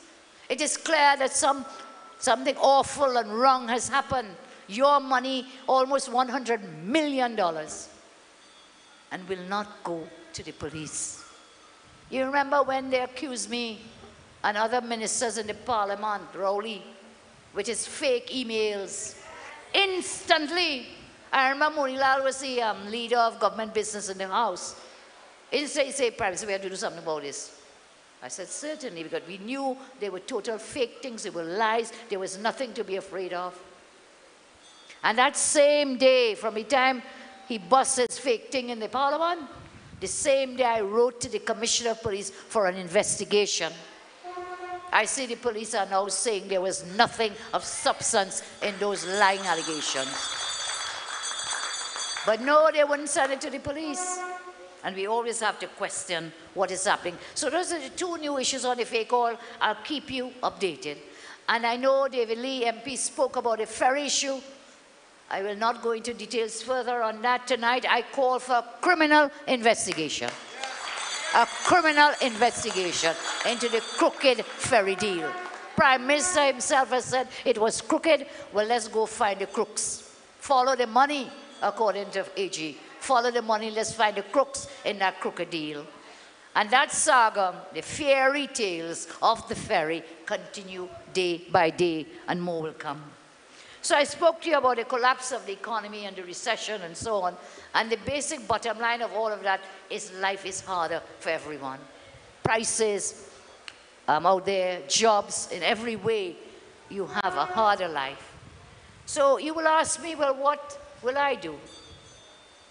I will say some of what we already did, but much, much more. Because we have been working on a plan, of course, to have us ready when we get back into government. And so we have a plan to diversify our economy so we will not feel the output shocks and the external shocks with respect to oil and gas. So that if we produce less oil and gas, output shocks, or externally prices go down, the impact will not be so great on you and all of us here. So what are some of the things that we shared? And we have a big fat book Dr. Tiwari has been working on in terms of the plan together with others. I'll just hold it up so you'll be sure we do have a plan that we're working, and I can share some of those issues with you. We shared some already when we were campaigning in 2015, but then like stick break in some people's ears. So they didn't listen. They didn't listen. I hope that you will listen now. I hope you will listen now. And so let me just get this volume for you. Okay, so here we are. This is one of the volumes that we have where we've been working out our plan for the economy with great help from Dr. Tiwari and his team and other MPs, and we'll continue to delve in it. So when we tell you we have a plan, I cannot stand up tonight. I'll keep you here till maybe a week. But each night we'll share some of it with you. So we do not just complain and condemn, we are working on a plan to modernize Trinidad and Tobago, to diversify the economy. They want me to show you the first page. And strangely enough, this was a document that Dr. Tiwari started working on since he was Minister of Planning. So some of these ideas, he left it for that lady, the new Minister of Planning. But they don't care. As I said, they take no advice and they follow nothing through. I will not be so unkind, Karen. I will not be so unkind. So some of the things we had talked about then and we are developing further is with respect to the blue economy, the green economy, the silver economy. Listen, blue economy is very simple. Just think of water. Not blue waters, water. We are surrounded by the warm waters of the Caribbean Sea on one side and on the other by the Atlantic Ocean. We are totally sea-locked. You know, some countries complain they are landlocked. Well, we are blessed to be sea-locked, locked in by the sea. And there is so much we can do with our water resources. I know some of you travel abroad, a simple place not too far away, like when you go to Florida. You see what they've done with their water, man? And they did that with swamp, you know, they took swamps, the whole of Miami and so swampland, drained, developed, but all around is water and all the things that you can do on that water. So with the blue economy, some of the things that we can look at for diversifying our economy include, but not limited to, shipping and port facilities, fisheries, tourism. That's a lot of people go up to Miami and go on the waters, ship cruises and so on. I think some lucky people here go up to Miami on these ship cruises. Aquaculture, energy, biotechnology, submarine mining. These are some of the things we can do with the water that we have been so blessed with. And then the green economy as well. Green economy. This all has to do, nowadays climate change and environment are very important things, so it's tied in, but also help us with respect to industries that are so, a green economy results in improved well-being, the concept in the climate change arena, and developing further, we will have, bring the point, the center of development and so on. These are some areas in the green economy. Silver economy, listen, I am proud I'm UNC. I'm also proud I'm not so young, UNC. And so the silver economy has to do with the elderly and the aging population that we have. And industries and activities built around the elderly to cater for them and for them to help build the economy. Another day I'll give you a few more details on those, but we had spent some time. You can go online and look at our 2015 manifesto to get more on the blue economy, green economy, and silver economy. But that's not all. We live in an age of high-tech, total high-tech. We live in an age of artificial intelligence. I have talked to you over and over again about the fourth industrial revolution. Yes? Trinidad and Tobago is being left behind whilst others are forging ahead. I see Mr. Phillips is here, son of my dear sister, Dr. Daphne Phillips. He's an IT person. He will understand what I'm saying. We cannot go forward. We cannot diversify this economy without going headlong into IT. And that is why when we were there, we were given free laptops so we could train our little young little ones coming up. Laptops for children. These people are so backward. They take away the laptops. And even when we were doing it then, you remember they come in Parliament and make every story they could against giving the laptops. We were preparing our children for the digital age, because if we don't do that, we will become left behind. We become poorer and poorer and poorer. That is the way to go. Artificial intelligence. Somebody told me that they pushing these suitcases. I went to do something abroad. Have all this suitcase and whatever. Anybody travel know you have a suitcase. You know, they tell me the suitcases now is just follow you around. You don't have to push it and you don't have to pull it. You just have a little remote in your hand. You press it. And this thing, imagine, this suitcase is following you around. They will tell you about the vacuum cleaner. It's doing the vacuuming all on its own. But even more important than those, and you realize those kinds of jobs now. So where you had the janitor helping you to clean, Mr. Vacuum Cleaner, artificial intelligence, that fellow don't have a job again, you know. Where the porter in the airport to push your bag and pull your bag, job gone, you know. So if you do not prepare for that, I'm putting it in very simple language, it is far more complex, far more detailed, but those are the jobs that will be lost to information technology. And if we do not prepare you all, you can't function in that age. Your children cannot function. And so these are some of the things with the artificial intelligence. And now you have these things, you know, I'm reading, you can go up on a computer now. And I think there's one company, I was supposed to bring that article, recently a company in Port of Spain is actually doing it. And they said the thing that they sell the most is toppings to put on wedding cakes. So they make a thing like of the bride and the bridegroom, a little, what do you call it? It's not a baby doll, what do you call it? A figurine, thank you so much. A figurine of the bride and the bridegroom in their nice clothes and so on. And they will print that, you know. You know what they're doing? They're printing it. You think you had to go by a manufacturer make the mold and cast and what? Printing that, they say that's their highest seller. So now you can do things online again, IT, through the digital revolution, you can do these things. You can stay home and they send you everything. You don't have to go to make a mold and, you know, cast it and let it dry and blah, blah, blah. They actually send you this thing, and these printers now spraying the type of metal or what plastic to make it. Can you believe that? Look at where this world has reached. I always give you my story about Dick Tracy and the watch. And you watch people have an Apple, is it Apple? A watch that matching their iPhone and just talking to this thing. So that was way up. But now you're actually reaching from the computer, you can actually sit down and make something. So we have to prepare our young ones and not so young ones to get those jobs in that kind of environment, in that kind of industrial revolution. We are nowhere near to doing that.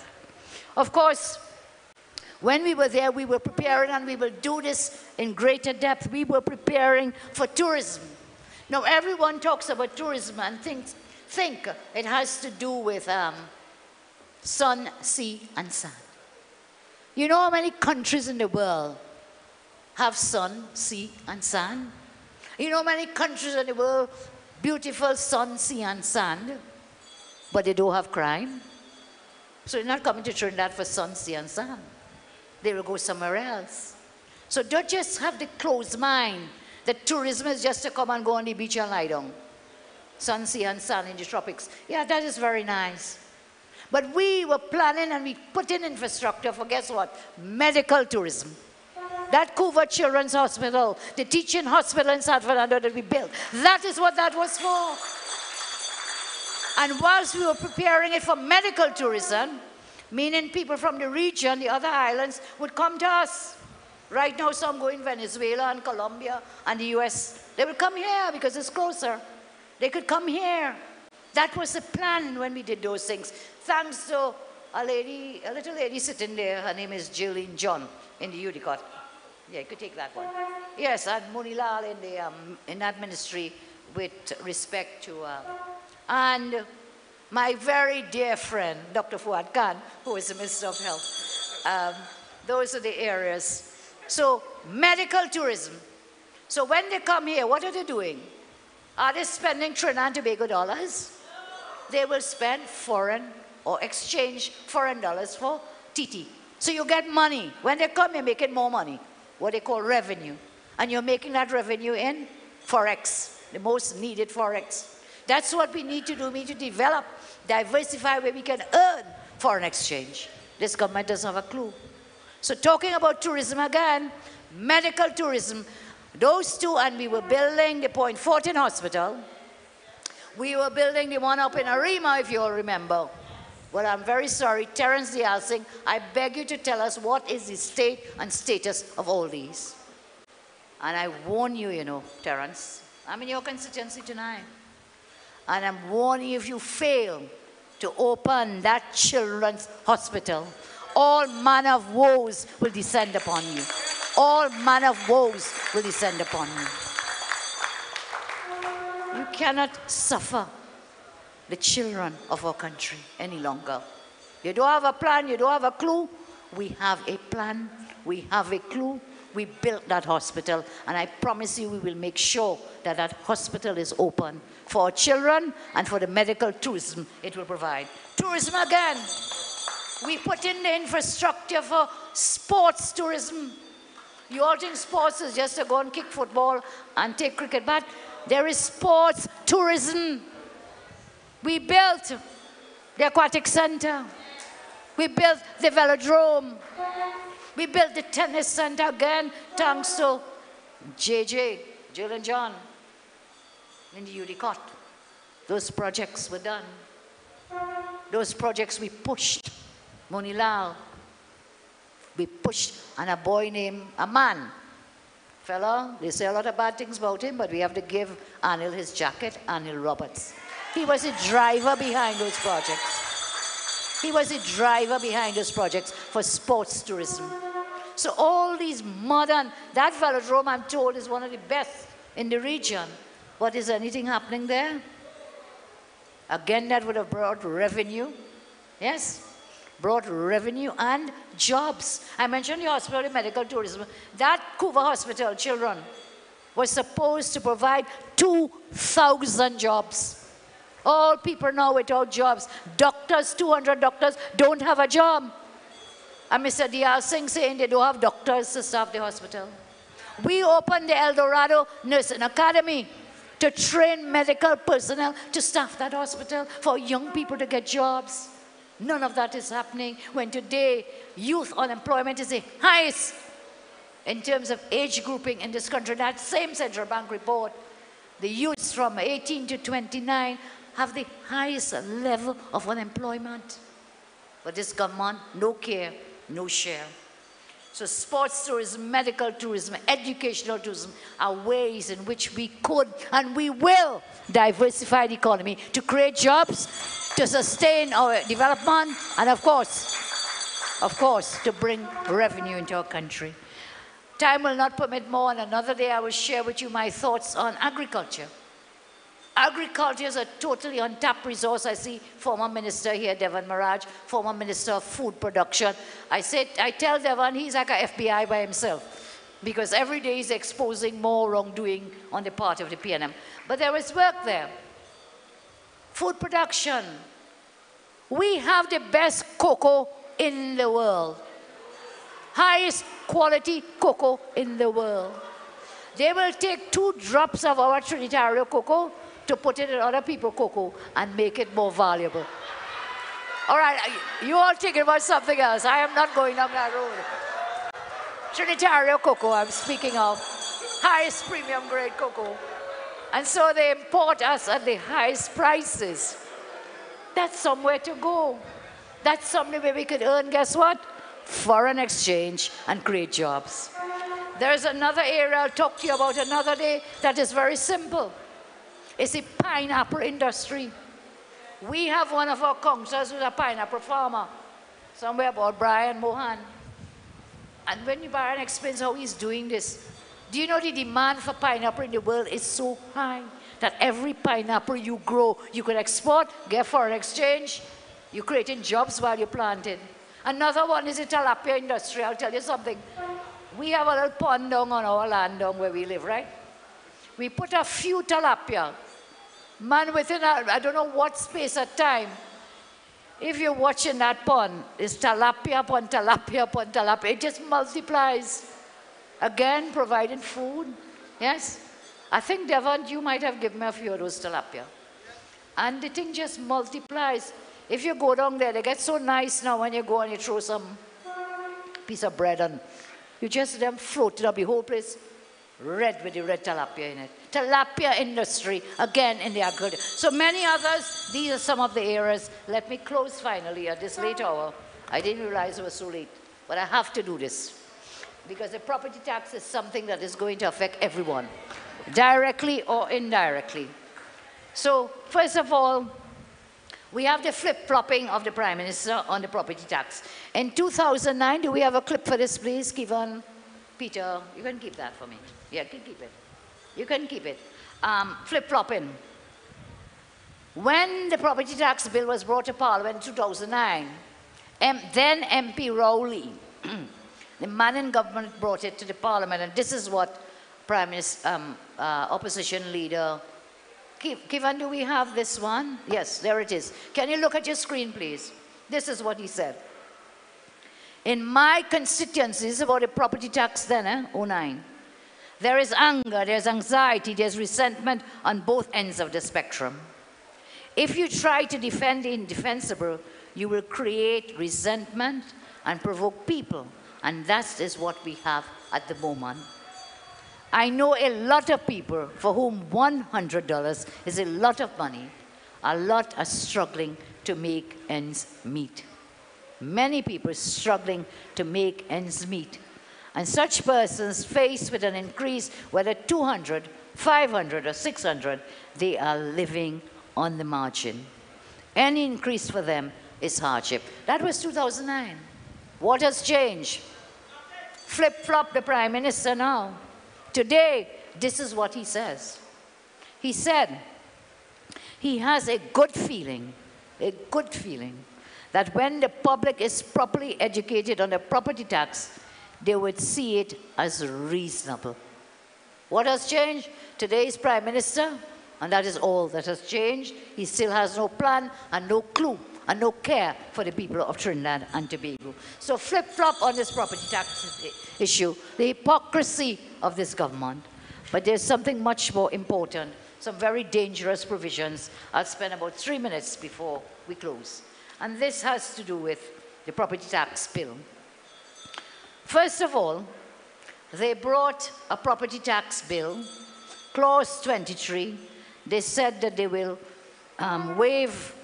they will put in a moratorium, a waiver that nobody will pay tax. It will only come into effect 30th September 2018.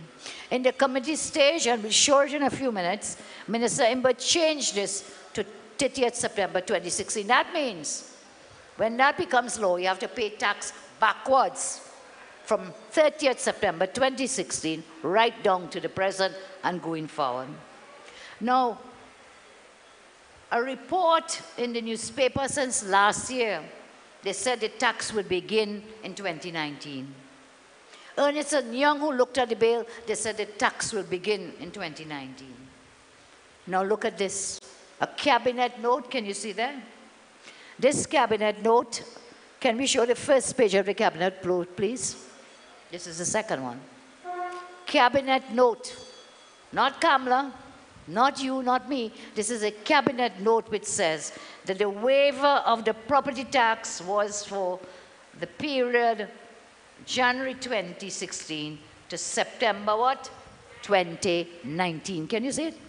2019. Hey, Brent. Say hello to Brent Sancho. Welcome him. 2019. Okay? So this is a cabinet note. Now I know and other MPs who are in the cabinet know, if you see the top of this says note for cabinet, it reads cabinet is asked to approve 1, 2, 3, and then this waiver up to when? September 2019. Clear? Black and white. When you're in the cabinet, you know that any bill that goes to the parliament, it must be accompanied by something from the cabinet saying that this bill has been approved by the cabinet. So here's a cabinet note, waiver till September 2019. Bill comes to the parliament, they say nothing in the debate, and then try to sneak in the committee stage quickly. And I want you to watch Mr. Imbert when he sneaked in to change 2019 to 2016. Please put the clip up for us.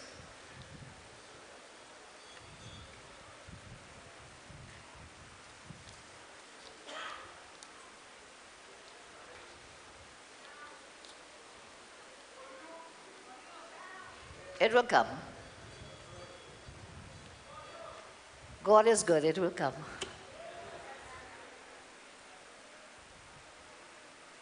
I'm sure the rundown will pick up this again, eh? Kevin, can we get it, please? Okay, maybe. We try, we continue to try.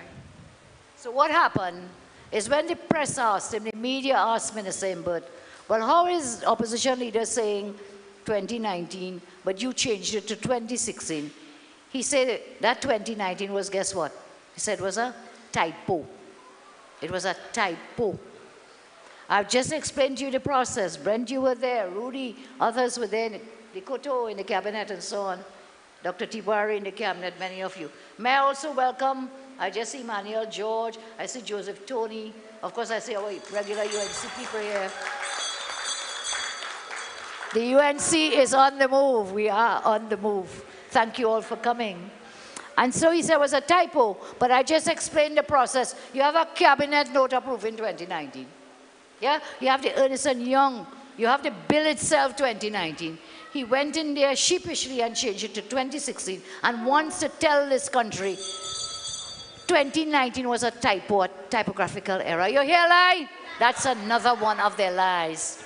So now they want to make you pay taxes way back from September 2016. And you know what? You have to pay that back tax. And you know what? You have to pay what? Interest. When you go back, you have to pay what? Interest. And if you don't pay it, what are they coming to do? They're coming to levy. Come in your house and pick up your fridge and your stove, if you have one. In the same way, a contractor levied against the CPEP. Same way, I think Nazim will tell you about contractors want to levy on WASA. They will come in your house.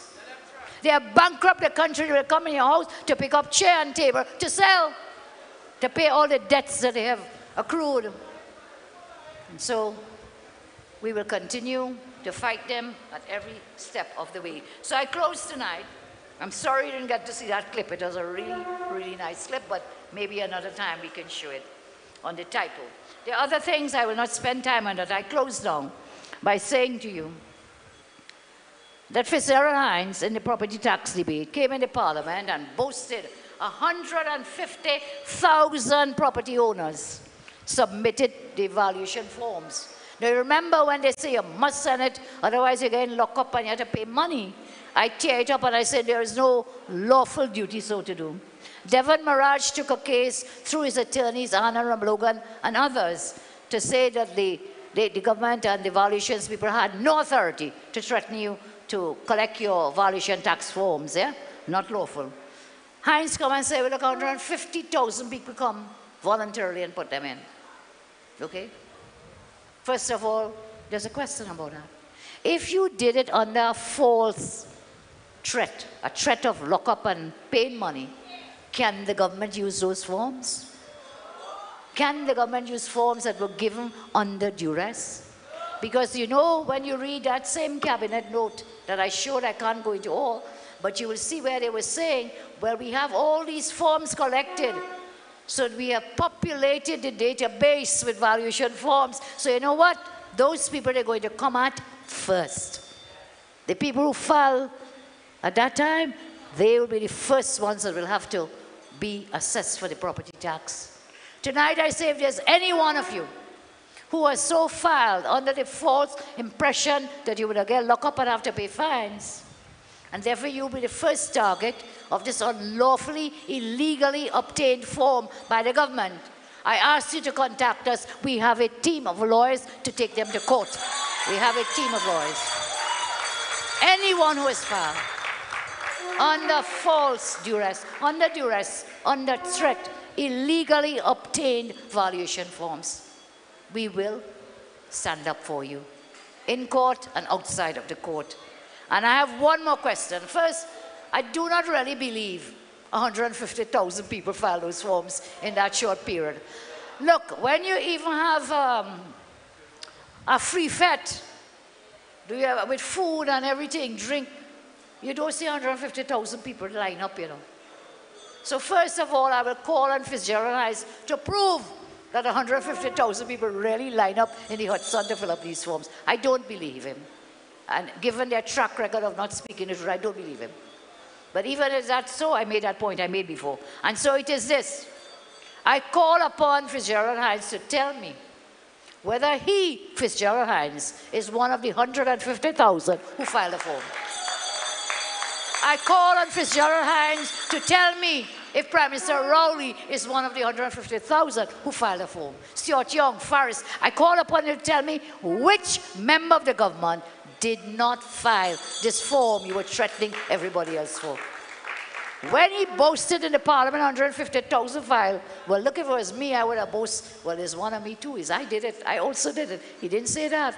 I would have said, look, my MPs did it. He never said that. I called upon him tonight to tell this country, when you were threatening people, did you take your own threats and file those valuation forms? So my friends, as we go forward, as we work together, as we say that this government has failed the people of Trinidad and Tobago, I give you the assurance tonight that the UNC is ready to bring back good governance to Trinidad and Tobago.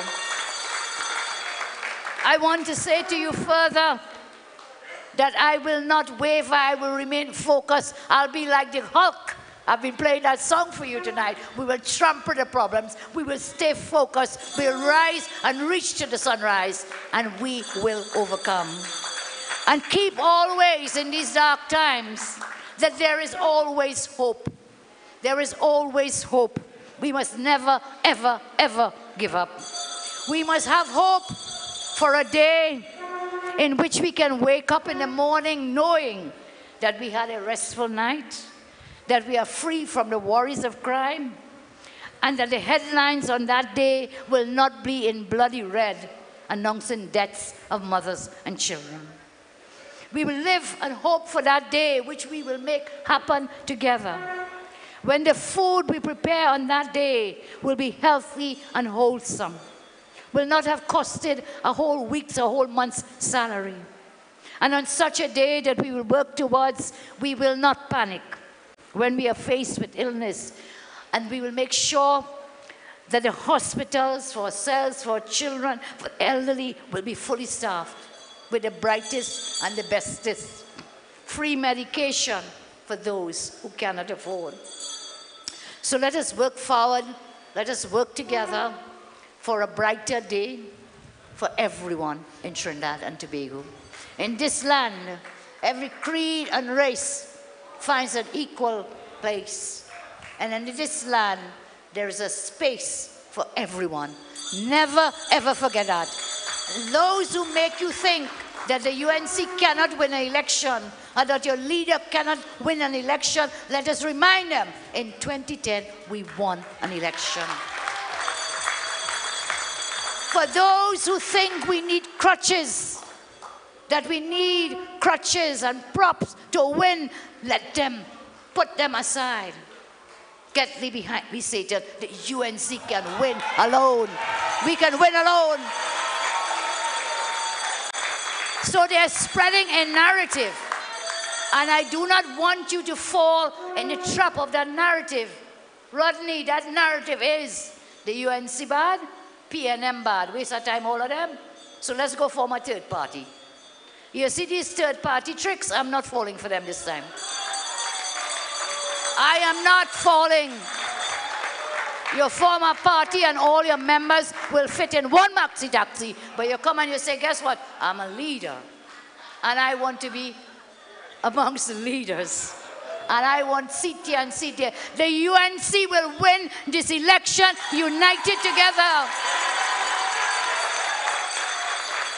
So don't get carried away by the narrative that we must do this. You know, and I think in a way it is a kind of contempt for themselves in the UNC that they do not have the confidence that together that we can do it, we can do it, we can do it, and we will win. Have that confidence, because I have every faith in the Almighty that we will win, we will be victorious. We have a track record, we have a plan, and together we will make tomorrow a brighter day. May God continue to bless you all. May God continue to bless Trinidad and Tobago. And may God continue to bless our great party, the United National Congress. Thank you.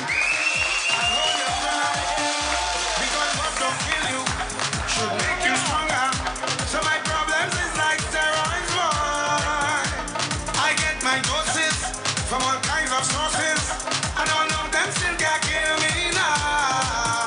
You see, at them sink me on the high school, ride out the storm, them just like a boat. So as the box speed up, so I get up. They have to wonder how others get up. And if we crack, I see and I see through. And by the help of God, let us get through. I just want love.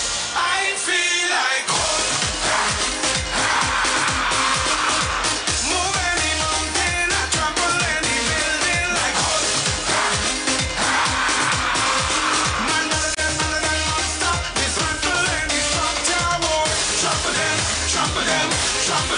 Trample them, rip up my shout and bust up my cheetahs. Step on my problems, then what we gonna do?